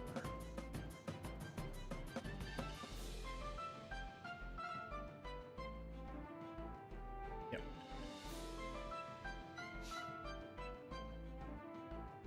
Well, this is clear. And then we have things clear, and this is like another hallway. The issue where usually you start stuff and lose motivation and drop? I have a hard time starting stuff. Like starting and sticking to the start, right? Once I start it, then it becomes a lot easier. But doesn't mean it's like, yeah, cool, now I got it. Now it's easy. It's just easier.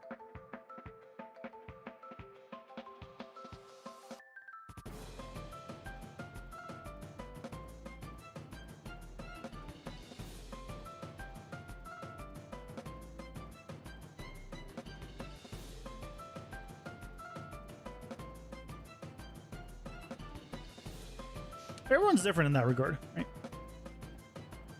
There's no, like, one way that everyone does it.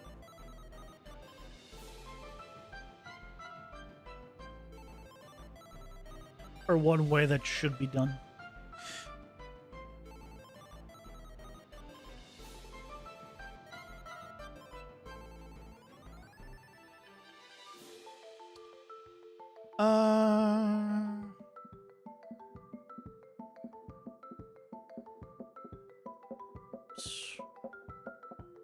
Oh, this is the these are the stair ones. I remember the stair ones.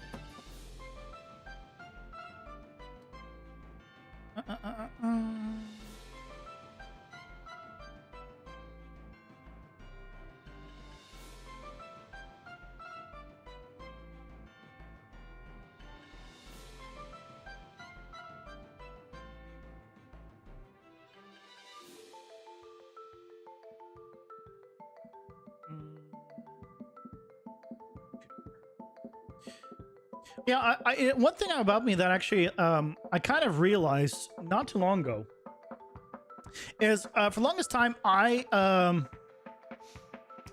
always said that I am the definition of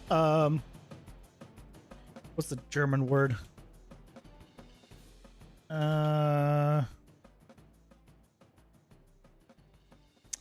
Schadenfreude? Butchering the name, I'm sure. Which is basically getting joy from others' misfortune. I always said I get the like I'm the definition of that, because whenever other people are miserable around me, I'm not miserable. I'm usually doing great.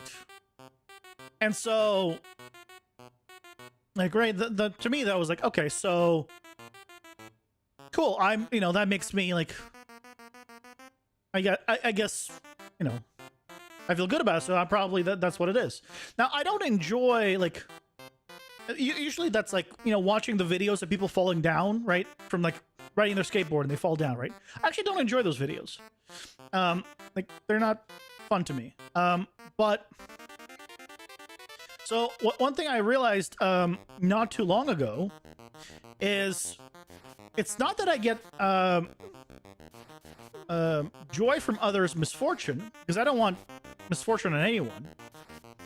I get motivation from others' misfortune, and I misunderstood, and I was misidentifying it in myself, because when I worked at my previous company and another one, when I saw people are miserable around me, like, I mean, one, it made me feel better because I wasn't the only one that was in the situation, so that automatically I didn't feel bad because of it. It's only a problem when only I'm the one going through something. But two, like what was happening at the like at my previous job motivated me to start working on this game. That's what pushed me. So yeah, I think I was misidentifying myself as getting pleasure from others' misfortunes. Once more, so I get motivation from others' misfortune.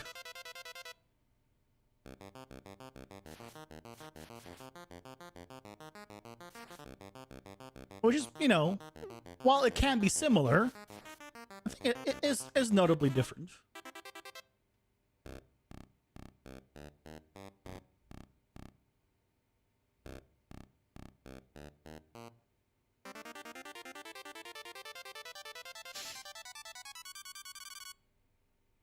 Feeling some comfort in knowing you're not alone in a bad situation is very different from pleasure from other suffering. Yeah. Well, it's, like, so I mean, I think it's also part of that is still true, because, for example, I was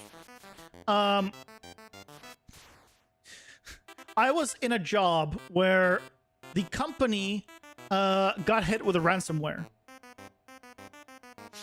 And I didn't feel like, oh crap, and being like worried or anything. Instead, I got excited and be like, ooh, this is cool. How does it work? Like, I got interested. But what I realized is it's not because like I was excited that, you know, bad things happen to them. It's because I was really motivated to like learn about it. I want to know what it is. How does it work? Like, what do they see? Like, how, what, like, because I didn't know too much about it at the time, right? Like, I know it was bad, but what the thing behind it was motivation, to motivate to learn, and you know, from that, it's just, you know, doesn't come across great. as I say, I am socially awkward. Who would have guessed? I have a problem of not saying what I'm thinking correctly. If that's the best way of doing it, explaining it. Basically, let's say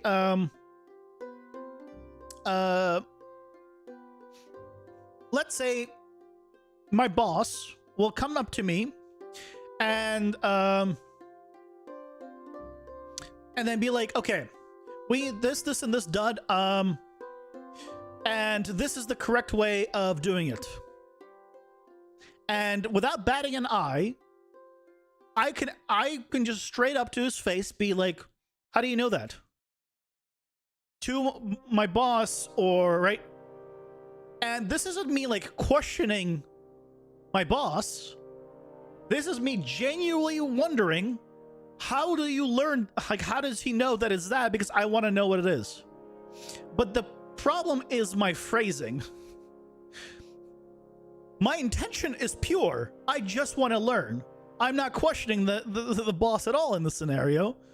I genuinely want to learn, but because I'm socially awkward, I will say it in not the best way. So I learned this about myself, and I've gotten better over time, but this has happened. Not this scenario specific. This scenario has not happened, but like things like that have happened where I want to learn something, or like I want some kind of info, and I'm like, oh, yeah, this is not the best way of asking, huh?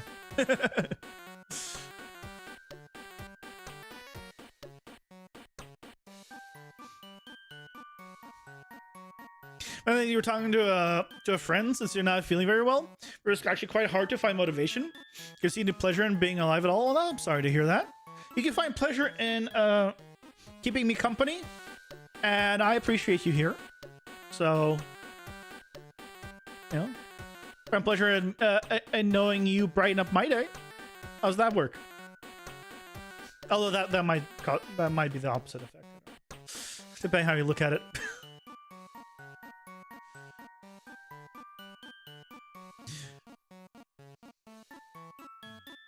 Let's put you in this one, this corner.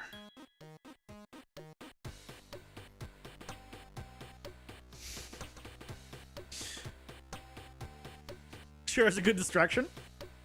Hey, if I can be a distraction for that, I'd say that's a win. I'd say that's a big win.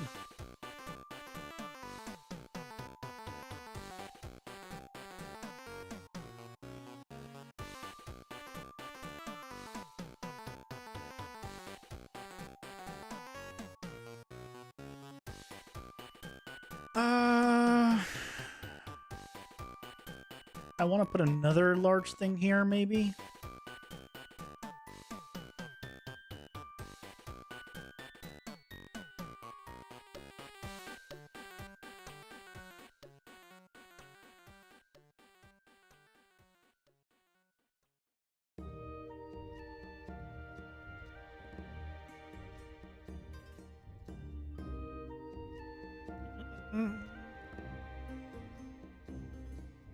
One other thing I'm still trying to figure out, by the way, a side note, is I want to create stacking, like a stackable effect with PCG, and I have not figured out a good way of doing it yet.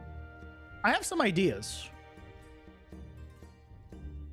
but nothing is like for sure right now.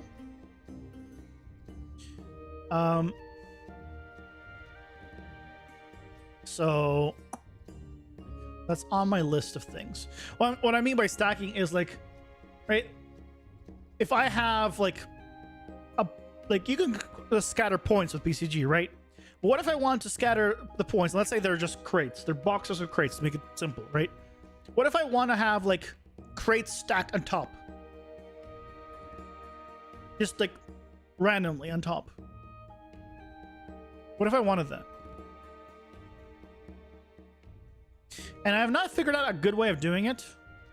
I have an idea for how to do that, because the problem isn't that you can't create stack, because you can just duplicate points up, right, and just randomly rotate, and you have a stacking effect. What I want to work with is random different sizes of things that you don't have to stack specifically like one thing or another. Like let's say you stack a box and then, you know, a stool and then something else. Obviously some things don't make sense to stack, but basically what add time. Yeah, I have like an idea of how to do that, but nothing like set in stone.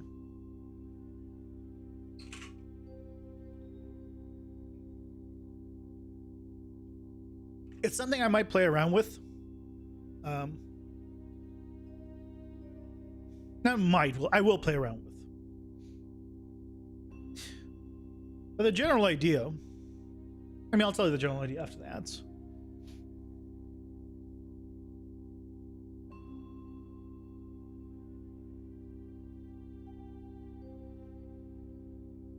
There we go.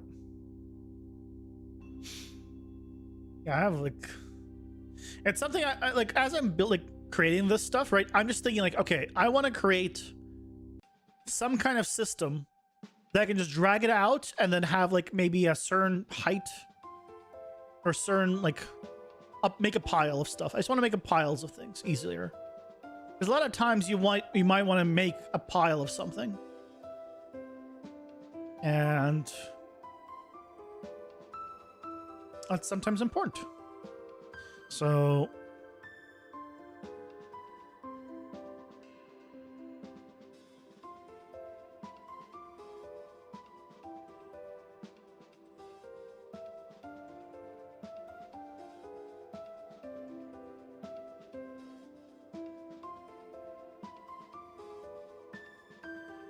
especially for stuff like this.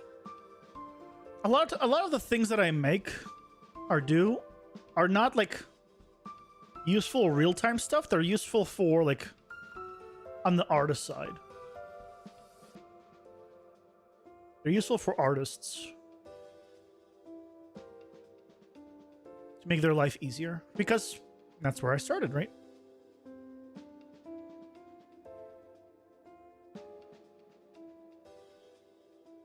Okay, ads are done. So my idea for how to do the stackable is basically copy points up with like a big gap. You take whatever items you've spawned. It doesn't matter. You don't need to spawn them. Just take your points, raise them up, and then call like a bunch of them randomly, and then project them down on top of themselves, creating stacks. I think that could work. I think that could work. And then I want to combine it with the right data assets and things of that nature. So you have access to like dynamic meshes to like use for stacking, in case you want like different things. But basically, there's the you can do traces effectively using the world ray hit query in PCG. So theoretically, I could do a trace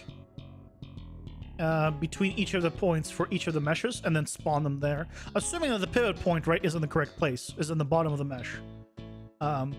It wouldn't work with assets that are not in the bottom of the mesh, but actually no, it would. I would just need to have like an extra parameter that just doesn't offset. I just don't know if it would work across multiple objects after that. But, you know, there's like stuff to figure out.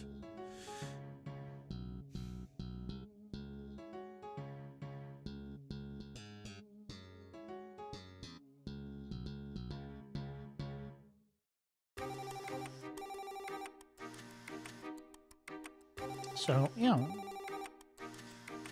But that's something that no one has, like, right? No one has really shown how to do. So that's, I feel like I can, if I figured out how to do that, then that's a cool things to make a video for. Because the last thing you want to do is make content for things that already exist. Or at least the last thing I want to do is make content for things that already exist.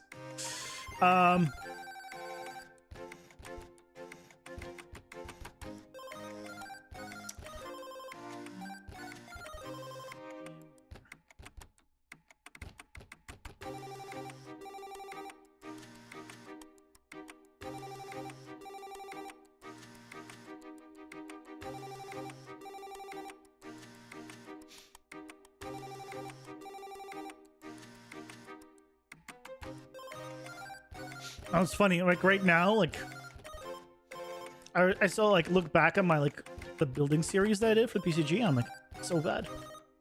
Because I was just learning PCG, like there was so little content back then that I was like winging it most of it.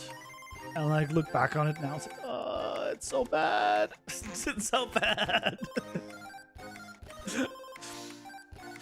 Like if I had to redo the building thing, like I would redo it like entirely different now. But we also have more functionality now. To be fair, kind of hard to follow along. I think it was a good catch. Well, I appreciate it. Yeah, there's a lot. See, the problem was even like, and that was like only 5.3, so that was not that long ago. But a lot of things were like caveats. I made a lot of mistakes. Some things I never ended up fixing in that series.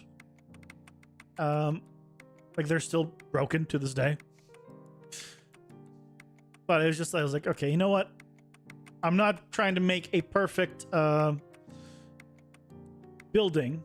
I'm trying to just teach people how to like use PCG, which I feel like I succeeded in that regard.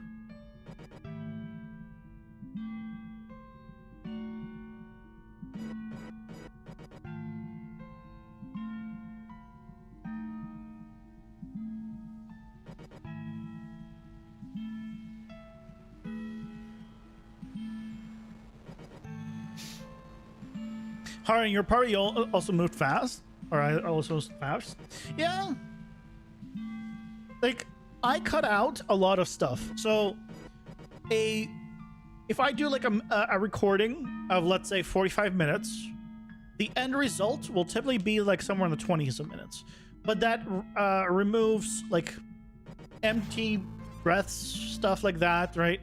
Like just quiet time as I think, or like open things, or sometimes I like missay something and I try to correct myself.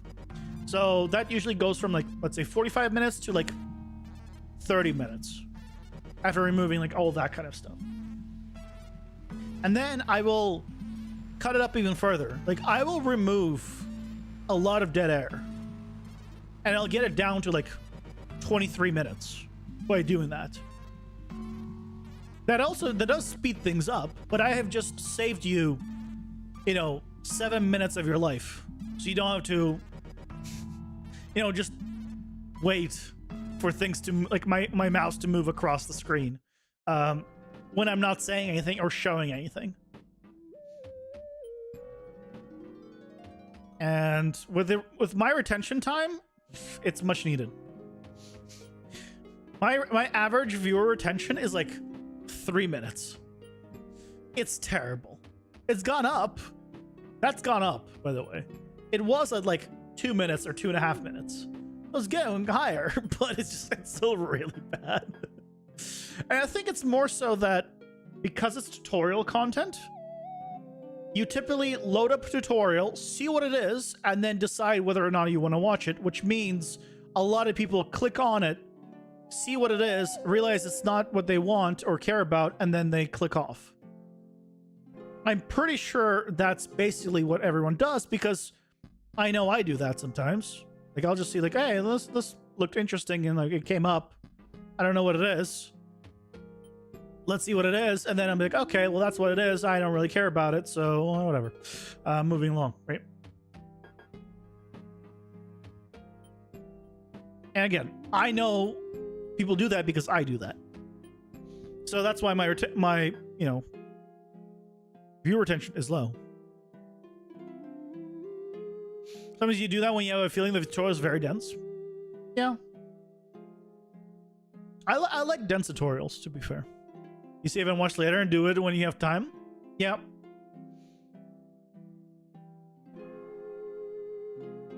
But like I have access to my graphs, right? So I can see like it's always a drop off to like a quite steep angle, and depending on the tutorial, it'll be more or less. You have more than 140 videos in your watch later? Jesus. That is a lot. That is quite a lot. My goodness. I don't have that many. Like I've only started using the watch later like not too long ago. I was not using the watch later very much until recently. What do I have in my watch later? Like how many videos?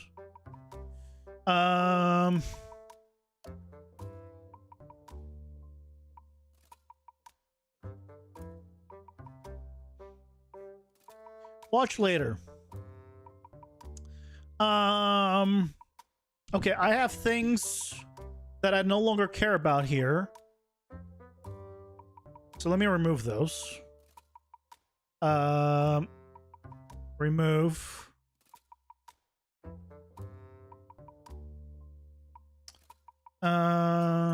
Remove these. I have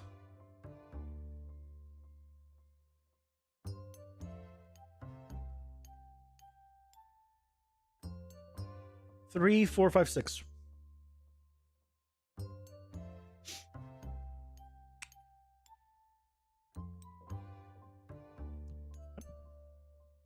I have 6.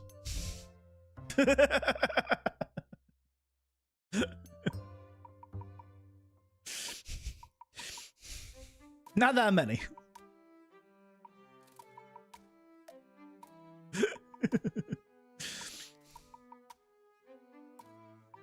One day you'll pop ADHD medication and do it all. I am yeah, I don't know what it's like with ADHD. I assume I don't have it because I have not been tested for anything. So I assume I don't have it.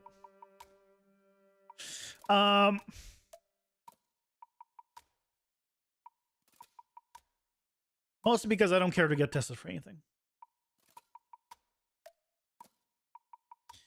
Doesn't mean you shouldn't, but just for me, like, it's not going to change anything for me, so I don't bother.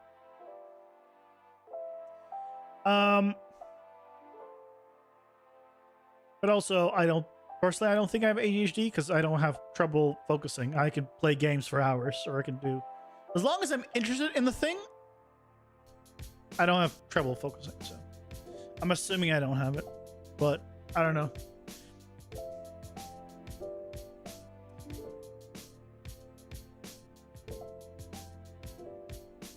I'm very simple. If I don't care about something, then I will typically not even remember it. Like, there are some things that make me think, maybe I have it. Like, I'll have a conversation with, like, with my mom, and she'd be like, hey, it's like my stepdad's birthday tomorrow. And I'll be like, cool. And 5 minutes later, I have forgotten it. Why? Because I don't really get along with him and I don't really care. If I forget it, I'm not gonna bat an eye. She'll remind me again, I know. So, if I don't care about something, I just don't remember it. Does that make me a bad person? Probably. But I've always been like that. If I just don't care about something, I cannot be bothered to remember it. But I don't think that's ADHD. I think that's just me not caring. I don't think that's as much of a sign of ADHD. You're good. Yeah, that's why I figure. Like, I don't think I have ADHD. For what I know of ADHD, I don't think I have it. But yeah, I have to say I don't think, because I never tested because I don't care enough.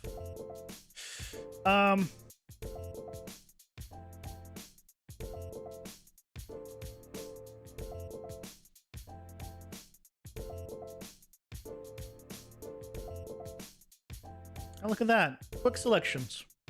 Don't need to find it in the outliner, just do it here. Man, actually using this instead of the outliner to just select things.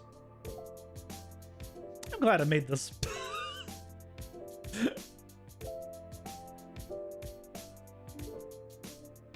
I'm glad I made this thing.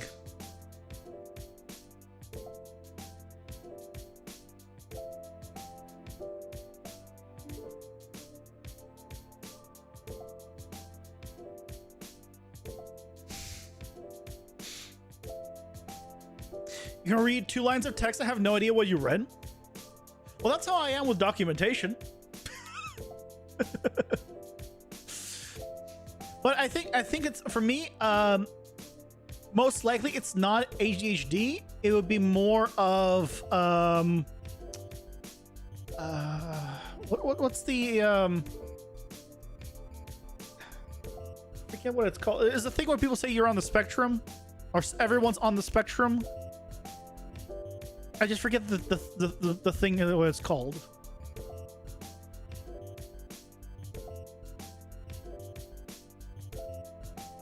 Yeah, autism. Yeah. If I have anything, it's possibly that I have autism to some degree. Like, I'm a little bit autistic, which I would not be surprised. Do I actually? No clue. Nothing's gonna change, so I'm not gonna do anything about it.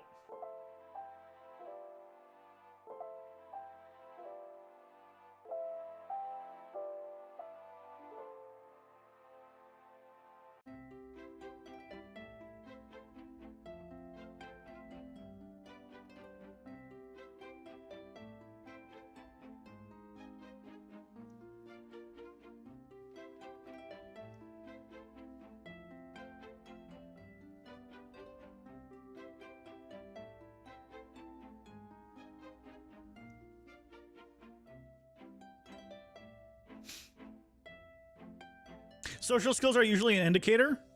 Do I like trains? Whatever. I don't really care, but like I'm indifferent to them. Cool, it's a train. I'd rather not take public transport in general, but that's because I'm an introvert. Oh, I figured it was a joke. I just don't know if there is like a correlation of some kind. Like there is a correlation.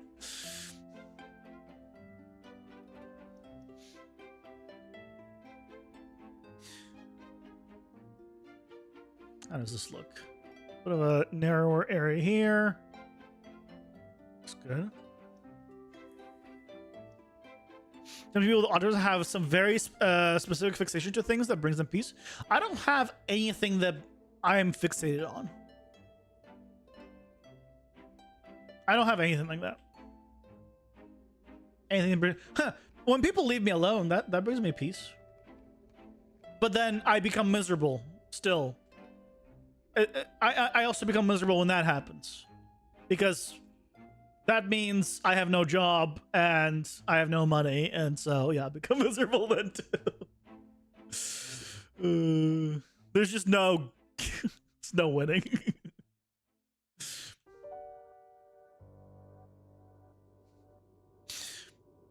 I do get nervous when I interact with people, so he starts to count bricks in the wall, something like that. Yeah, I don't have anything.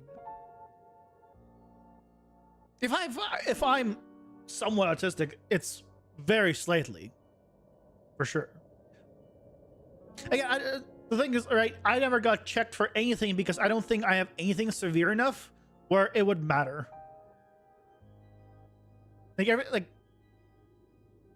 So I don't think I'm far enough. If I do have any kind of autistic things, I don't think I'm far enough for it to like to need to take medication or to want to take medication for it. Same thing with ADHD or anything else that people like take medication for. I tend to stay away from medication in general if I can. I just don't want to take medication of any kind. The only kind of medication that I will take is like Dayquil, NyQuil when I'm sick. Like when I'm sick, I will take medication. Not necessarily a lot, but I will take medication. Oh, these need to be swapped over.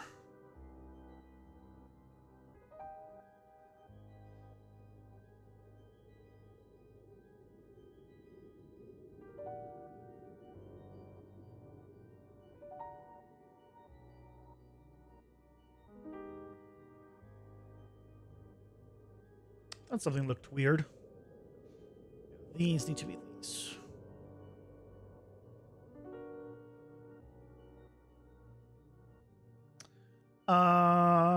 Okay, I need to make sure that these are rotated correctly. No. So the way by the way, I've designed the wall checks is based on the rotation of these walls. Is gag medication? In the olden times, I believe so. These days, no.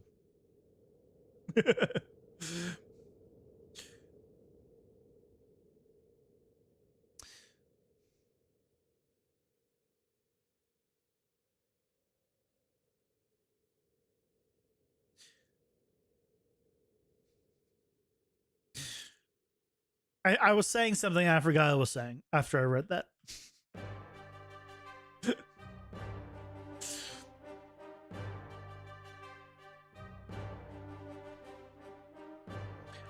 I don't know why it always like why is it 179.99999?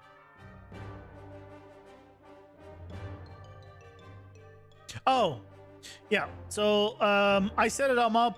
Thank you. I set it up to be based on the angle. So because I showed that it's working, like at one point, but I never actually showed like how it's actually set up because I did it off screen. That changed it up. The way it works is these walls are rotated very specifically. So they're rotated on the z-axis 0, 90, 180, and 270. And when the level gets rotated, the level instance gets rotated, you'd think that all of these also get rotated in values, and they do. But for some reason, the ones that are facing like this way, if my camera's here and I'm looking this way, it still maintains to be 0 and 90. And this is 180 and 270. Even though this is rotated, the entire level is rotated, this one's still 0 and this one's still 90. I don't know why. I set it up originally, like, assuming those going to be different values, depending on the rotation. But for some reason, it maintained to be 0 and 90 whenever I was using the camera, from the camera's view. And so no clue why, but that's basically how it's set up. It looks at them based on their angle and then checks it if it's that angle rounded. If it is, then it hides it. So that's why these are all at 90 degrees, and that's why they work. These are all at 180, so that's why they work, etc.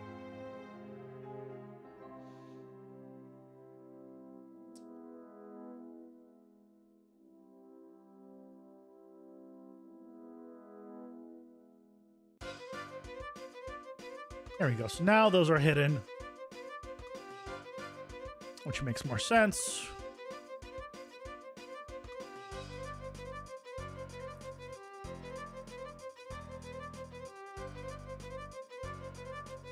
Like, it's a pretty open area here, but I think that's fine. I don't want to have like closed off areas everywhere.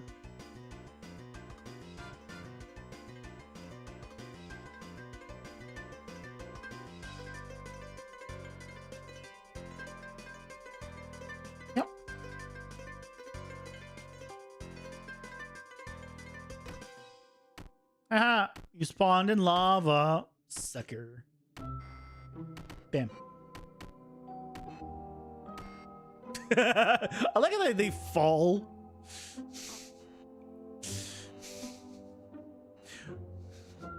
They fall once the floor gets unlocked.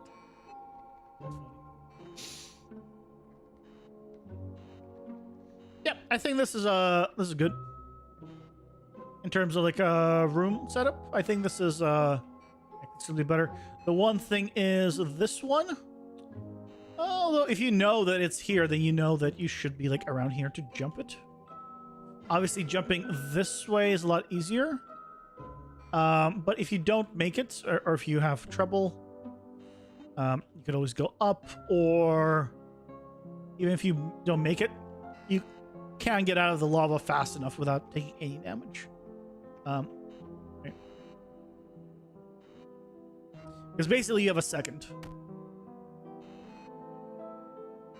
After a second, it does the damage. And if you're after that second, if you're not in the lava, then it is. Then you don't take damage. Okay, sweet. I'd say this one's good to go.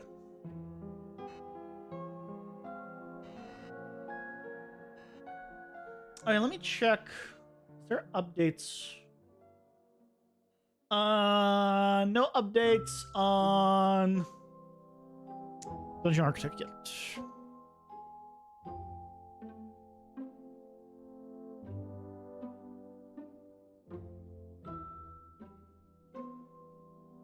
Oh yeah, look at that. I like that a lot. Let me... And one thing I want to modify, right, is the amount of the walls we're moving.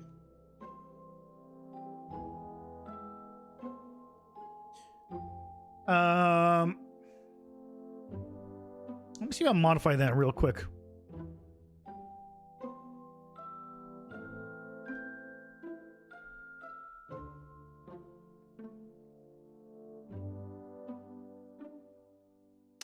Oh yeah, am I using this one?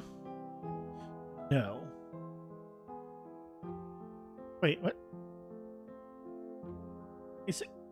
You just said it's not being used.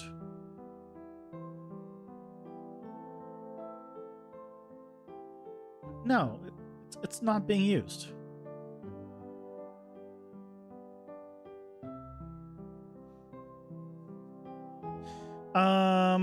Find references. Nope, this one's not being used either.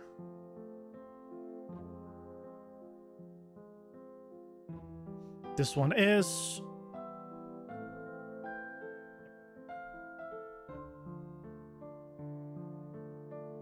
Okay. Let's clean that up a little. I need to get this. This is just. Oh yeah. So we have the max distance is 10,000. Min distance 500. This is all fine. What I want to adjust is how much it goes down. So right now it goes down a lot. So oh, this outrange 0 being what I can do is, instead of being all the way up, I mean like 0.5.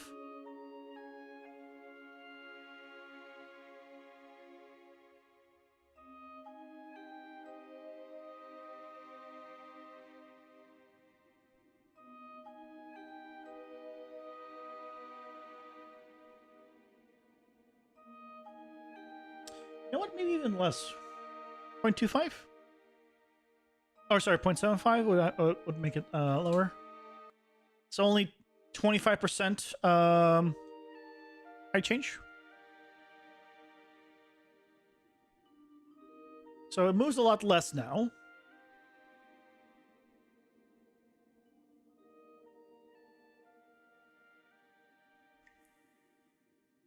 That's a nice view right there. Hold on, let me kill this guy. I want to see that view.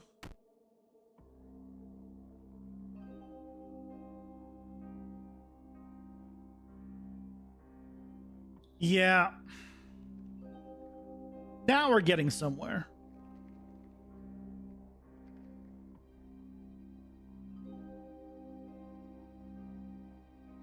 Ads are here. Pausing for ads. Now we're getting somewhere. That's good. This level and the one over there is still the same. We need more variations in levels, which is fine. But the main thing is, yeah, I think with the lower walls, it's not as jarring as they move up and down. One. And two, I might change it where this effect is only at a certain distance. After a certain distance, it's always just 0.25.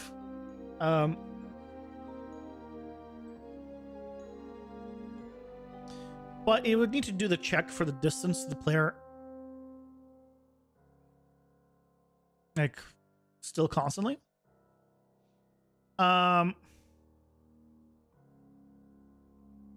But oh, you know what? I can do the max distance to be instead of 10,000 then.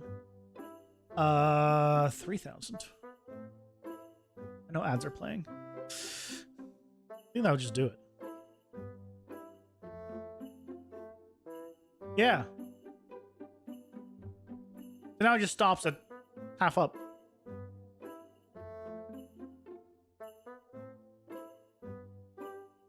Or quarter up.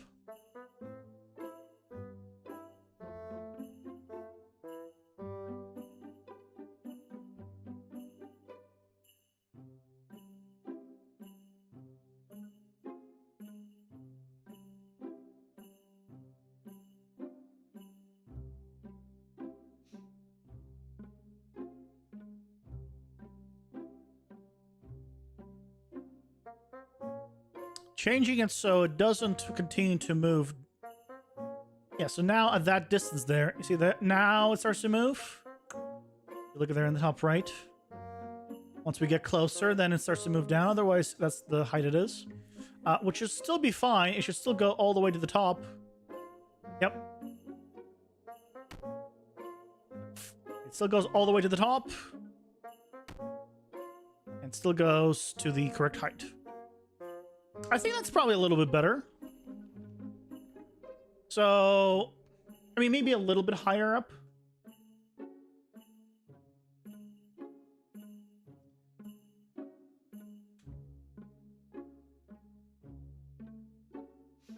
But I think that feels a little bit better. The ones down there don't move. These ones do, that are closer.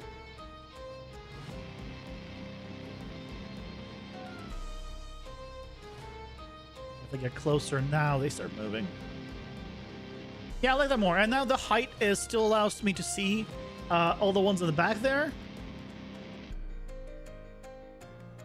Cool. I think that's what we're going to work with. I like this change. It's random change, should say. Okay. So we just did this one. Oh god, we need to do this one next. I've not been looking forward to this one at all. Honestly, this has been this is the 3-level one. This one's 3 tall. I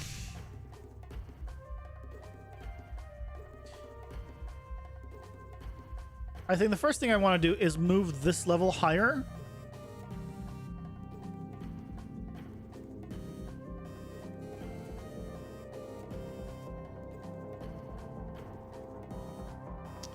To maybe like somewhere in between these two heights.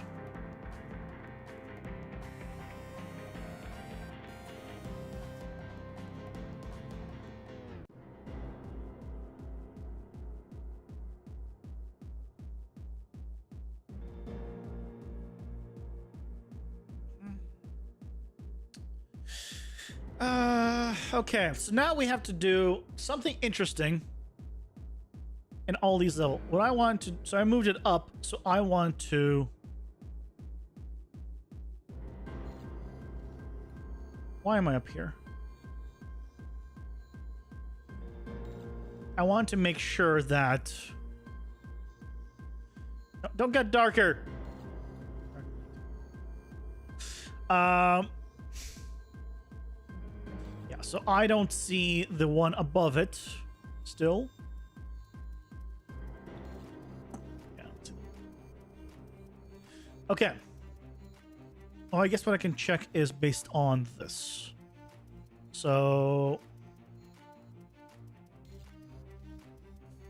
I'll line it up with this. That's a better way of doing it.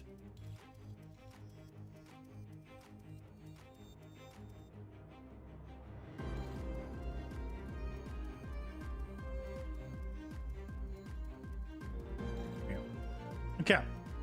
So if I wanted to, I could have a connection here, but I'm not going to. These ones have. Basically, I'm removing any connections from the middle level as a start or end. I want to either always go from the bottom to the top or top to the bottom, so you go through the entire thing. Because I don't want it to be like you start at the top, the connection's here, but you have to go down, kill everyone, and then come back. I want to be like more connected. Okay, so how do we want to do? How do we make this more interesting?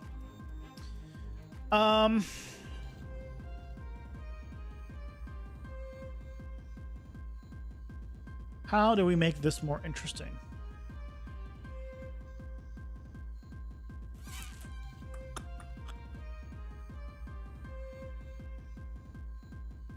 I mean, let's just start doing things.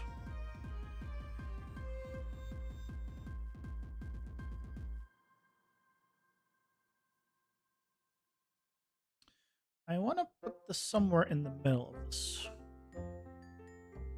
lava area.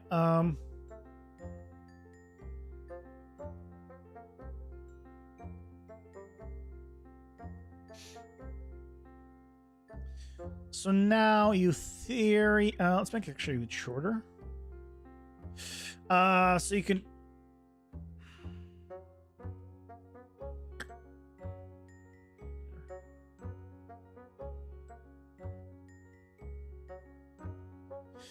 So you can fall through here if, you know, if you really mess up, it'll be probably difficult to fall. At least that's a little more interesting. What if I had a little bit of a walkway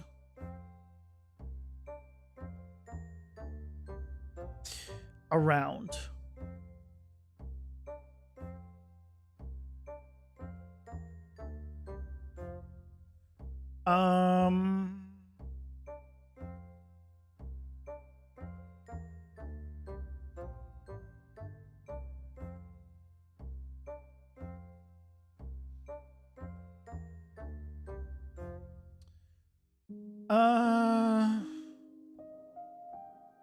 Like this. Ooh, then we can add another kind of jump pad type thing here. By extending this. Not jump pad, sorry. Just a jump location. So I want to make sure that I can jump across this. A little bit too tight.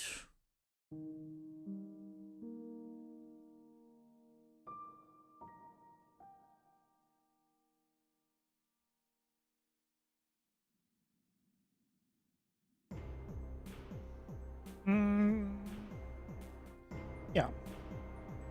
So I can make that. Now, what if I move this all over and then I can make this one a little bit thicker?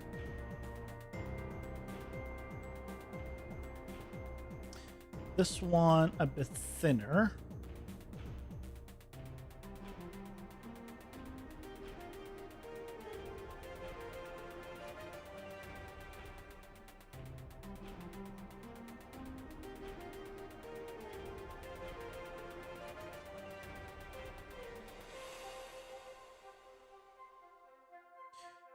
So if you want to, you could go this way. This is also a nice jump platform area. Okay. I like that. Do we add another thing here?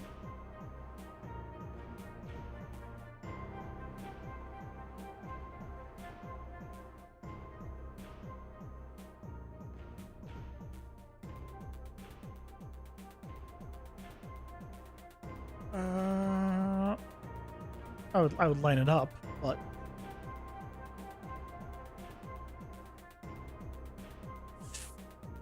to make it like I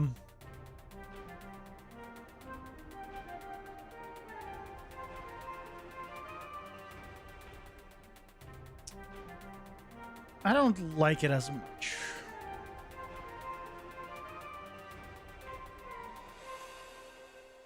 And if I did it this way, no, I think we'll keep it like this. Maybe just extend it like a little bit, though.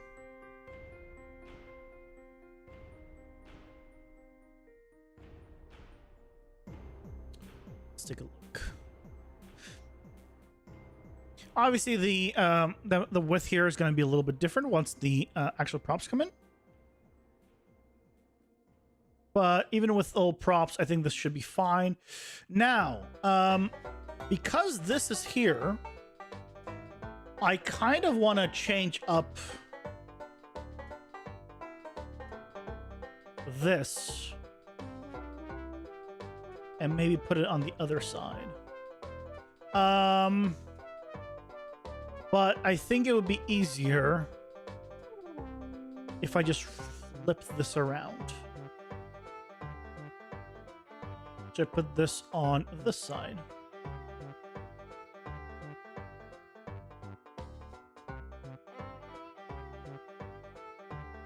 Well, I want to actually flip it. That's not centered.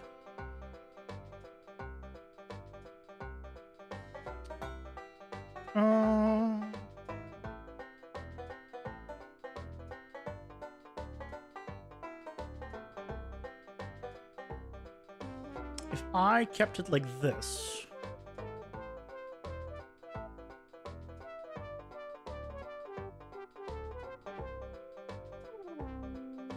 and then I could do something like this.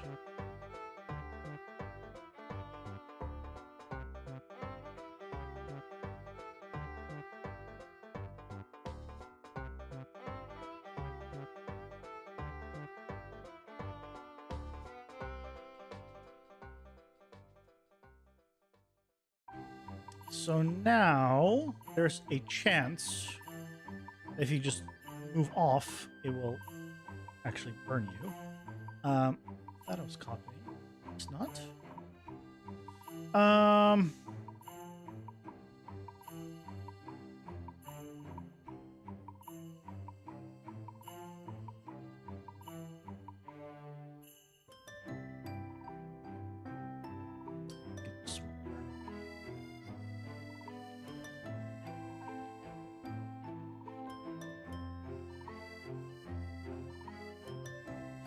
That seems a little more interesting. I still want to do more on both of these levels, but at least now the top level is more interesting. Could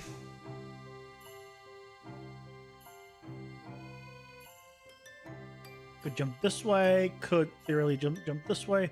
Now,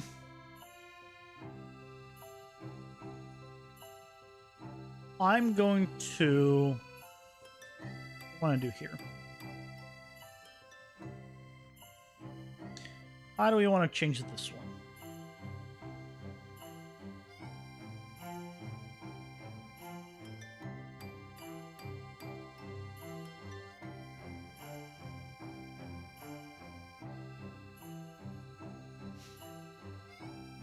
Remind you of the Minecraft bunny hopping maps? I mean the parkour maps? Or the bunny hopping ones, something specific?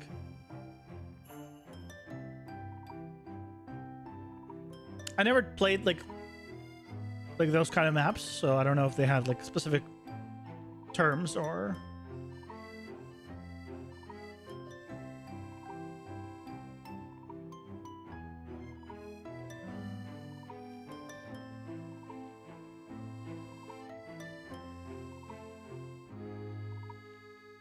Oh, parkour. Okay. I didn't mean just parkour. Parkour. Right? That's what the kids would say? I think as a joke. I don't want to have too many of these narrow ones. But I think what I can do is to mitigate that is just have a couple of drops here.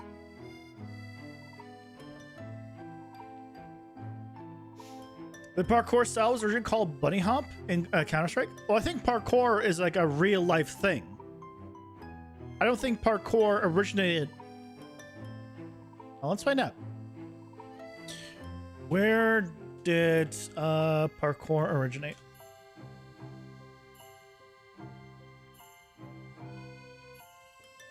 Yeah, it was founded in France in the 1980s. Yeah. But it precedes the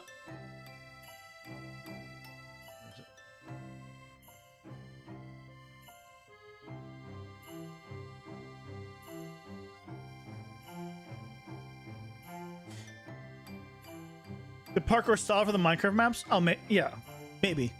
The game version, maybe. But it probably also originated all just from parkour in general. It's also cool that it came from France. I didn't know.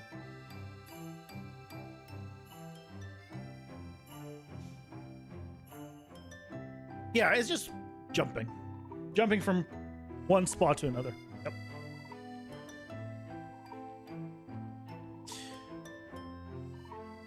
I don't want to put...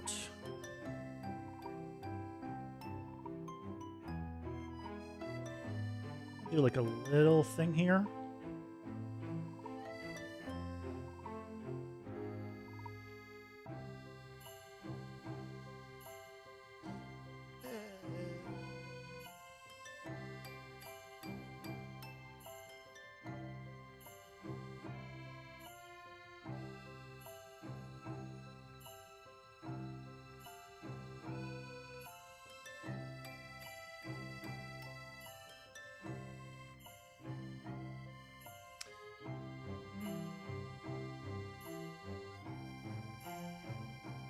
I both like it and don't like it. It breaks things up more. I'll keep it. Parkour is not just jumping around. Yeah, it's it originated from free running, not jumping.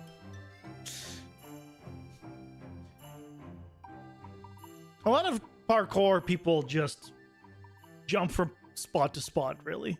But I've seen like people like climb up vertical like walls. It's kind of insane what they can do. Like jump up or actually just do like multiple hops. Not consistently, but like there was a I don't remember, this was a while back. I was watching like a YouTube video of some parkour guy. I don't know why I was watching it, but he was trying to see like, can he do like the like those game things of jumping like from wall to wall multiple times. And I think it was 3 or 4. He managed to do like 3 or 4 like back and forth jumps on like a narrow place to like get up. But it was not easy. It was not like a consistent thing. There's a lot of falling down.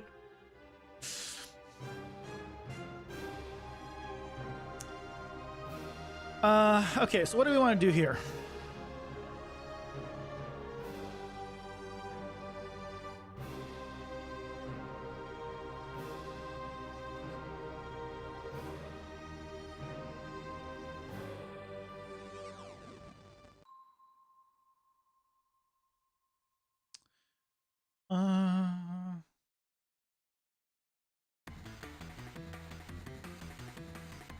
I mean, like, I could just extend this.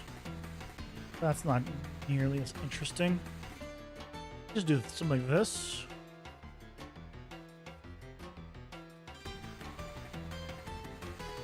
Just have another large area here. Just to have something. Something to vary it.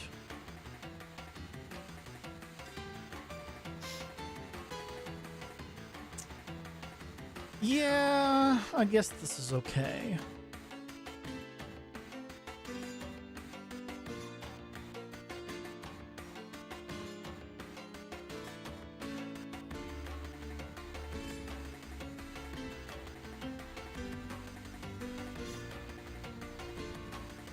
This I don't like.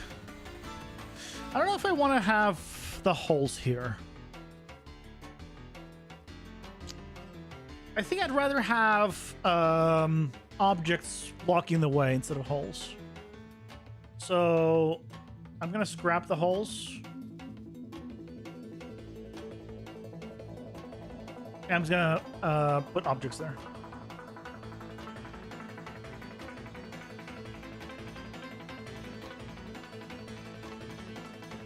To block the way.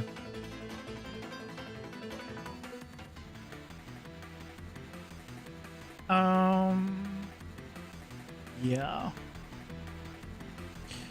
Which means I can go down here underneath this.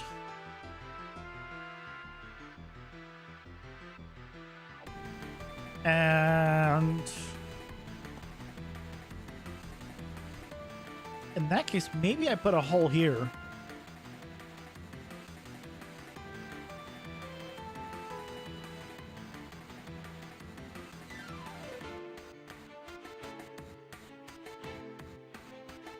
Maybe I put a hole here.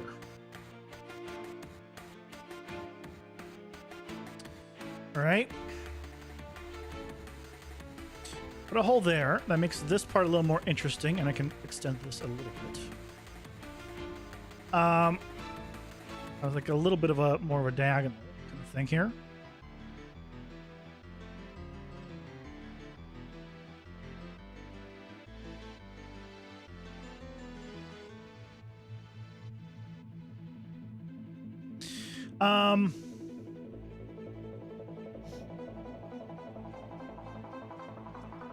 And you... I'll still have it go all the way to the wall.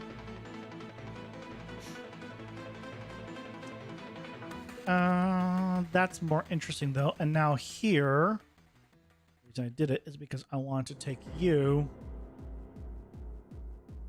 and kind of mirror it, maybe? I mean, that's actually perfectly mirrored.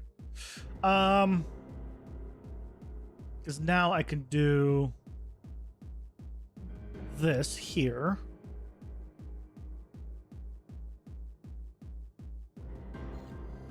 And potentially have a jump up this way. Actually, no, I'm not going to have the this one here. I won't have it perfectly mirrored. I'll have it go like up to here. Let's not have this mirrored. Mirrored is bad.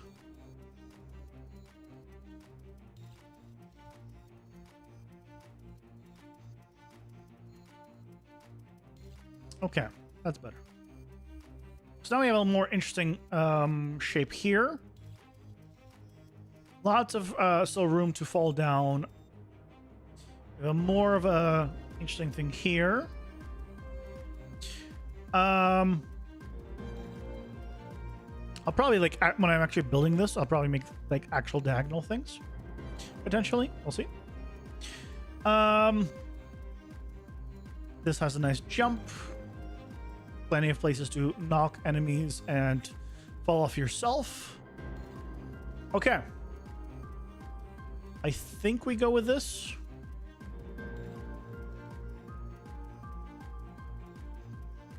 This is still connected. Do I want any other jump areas? I probably want to have one more here.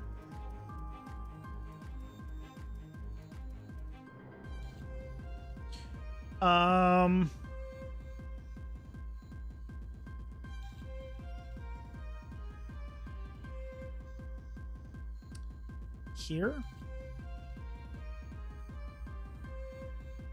Yeah.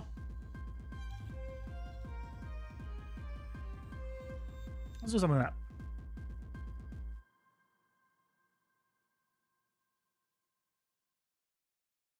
I forgot that F10 does this.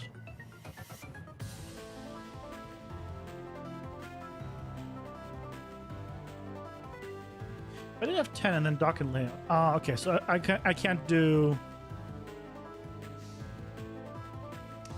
I wish I could have. I guess I'm not using the. This is why I am in F11 mode. I'm not using the content browser. Well, I'll continue being in full screen. Full screen is easier. You have to use the entire screen. It's great. Okay, so assuming, like, let's say we spawn here. Of course, game puts us above. Okay. So, assuming we're here, this gives us kind of a little area here, larger area here. This is plenty wide for shenanigans.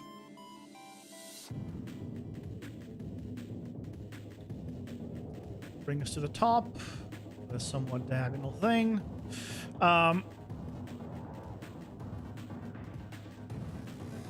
And here we have. Yeah.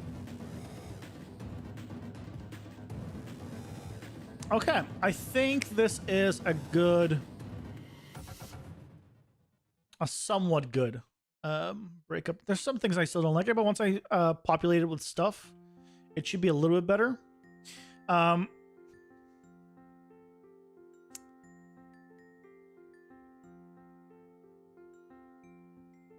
Should be a little bit better.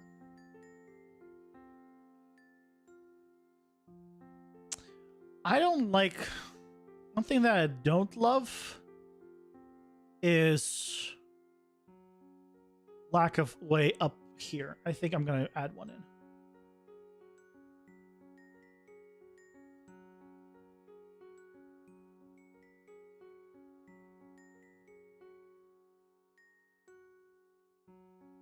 I think we do that. So we have another way from the other side to come up. Because if you're here and you want to go up, you would need to go all the way around, and that's just too much. So now this allows you to go up higher considerably faster and easier. There's one here and there's one here. To go up to the middle level. Now there's, yeah, these two. So there's two ways on both sides to get both up at the second level and third level. But you said that was your Saturday on your spreadsheet when you actually didn't stream on Saturdays. How'd you find out so quick that Saturday? You can put two instead of three, something like that. Basically, I took, like, on your spreadsheet, you had like near the bottom, you had a lot of things right after the other. And if it's over 6 in a row, and I counted over 6 in a row, I'm like, wait, that's too many. That means there's a day that should have been empty because I don't stream Saturdays. And I took a look at the date, and I was like, okay, that's the date. Checked it against the spreadsheet, and I'm like, okay, yep, that date has something in it. And that's how it, so it was just assuming that I'm streaming. I mean, I've had a few days where I've taken off. But at most, it should be basically 6 gap, 6 gap, 6 gap, right? And I just noticed one block that was too many. Near the bottom, just immediately. That's how I did it. So it wasn't a typo on the date, it was just... I just saw that there was... It couldn't have been that many back-to-back. Unless you were to remove the... Saturdays from the dates entirely. That's a pain in the butt to keep, like, to do that. Because it's easier in a spreadsheet, right? To just drag it down and have it create all the dates for you.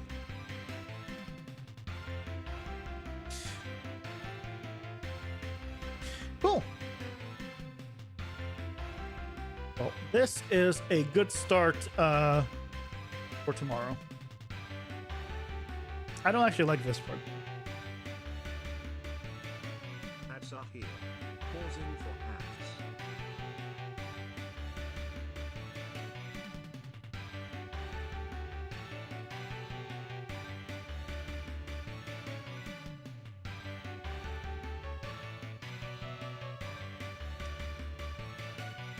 Maybe do it this way.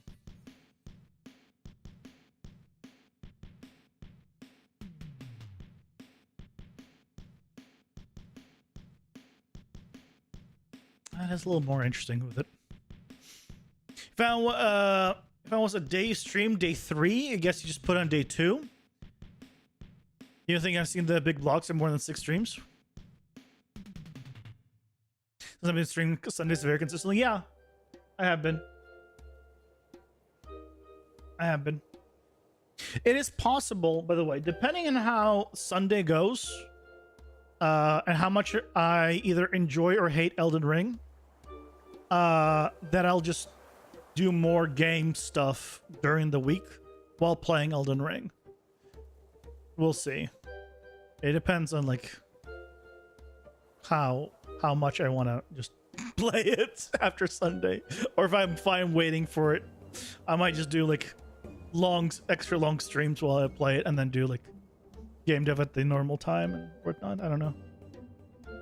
So I mean, instead of like streaming like, you know, Monday through Friday at 6 p.m., maybe I go live at like 2 or 3 p.m. and play Elden Ring for 3-4 hours, and then, or maybe I'll just do a stream at noon, play Elden Ring for a while, hop off, and then come back at like 6 p.m. for normal game dev stuff, kind of thing.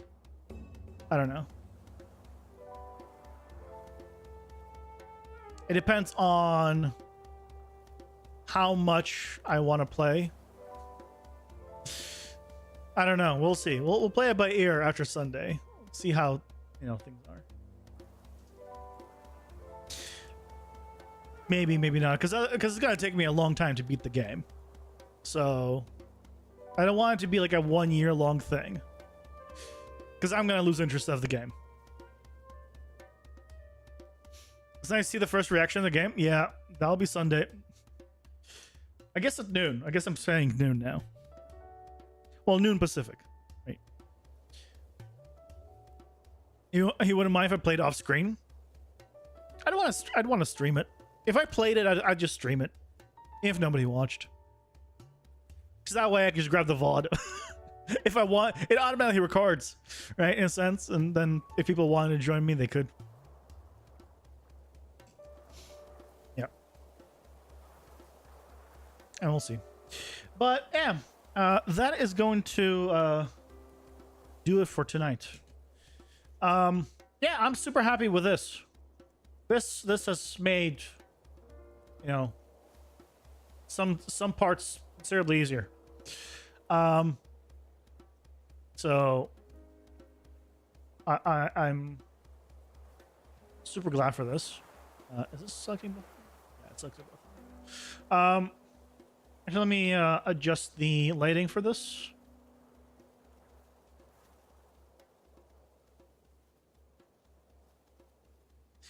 And then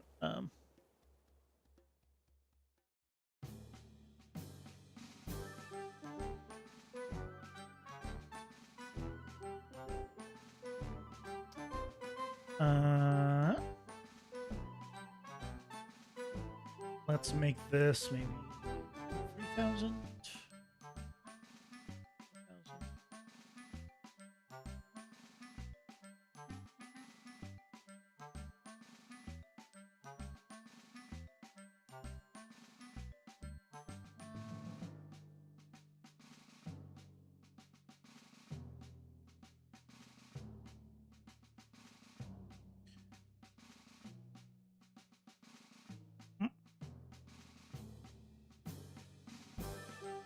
There you go.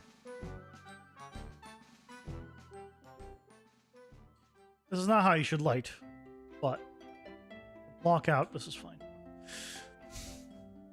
That great 1440p 60 hertz YouTube VOD. I mean, what do you think I record my YouTube videos at? I record them and upload them at 1440p 60. The only difference is the quality / bit rate for the actual YouTube videos is higher. That's it. So it's not like you'll get better quality if I mean, you get slightly better quality, but after compression, I don't know how different it is. Because I stream to YouTube at 10K bitrate AV1. When that's basically equivalent to like the old school, like probably 15K.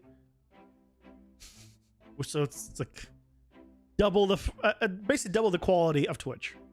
It's nice.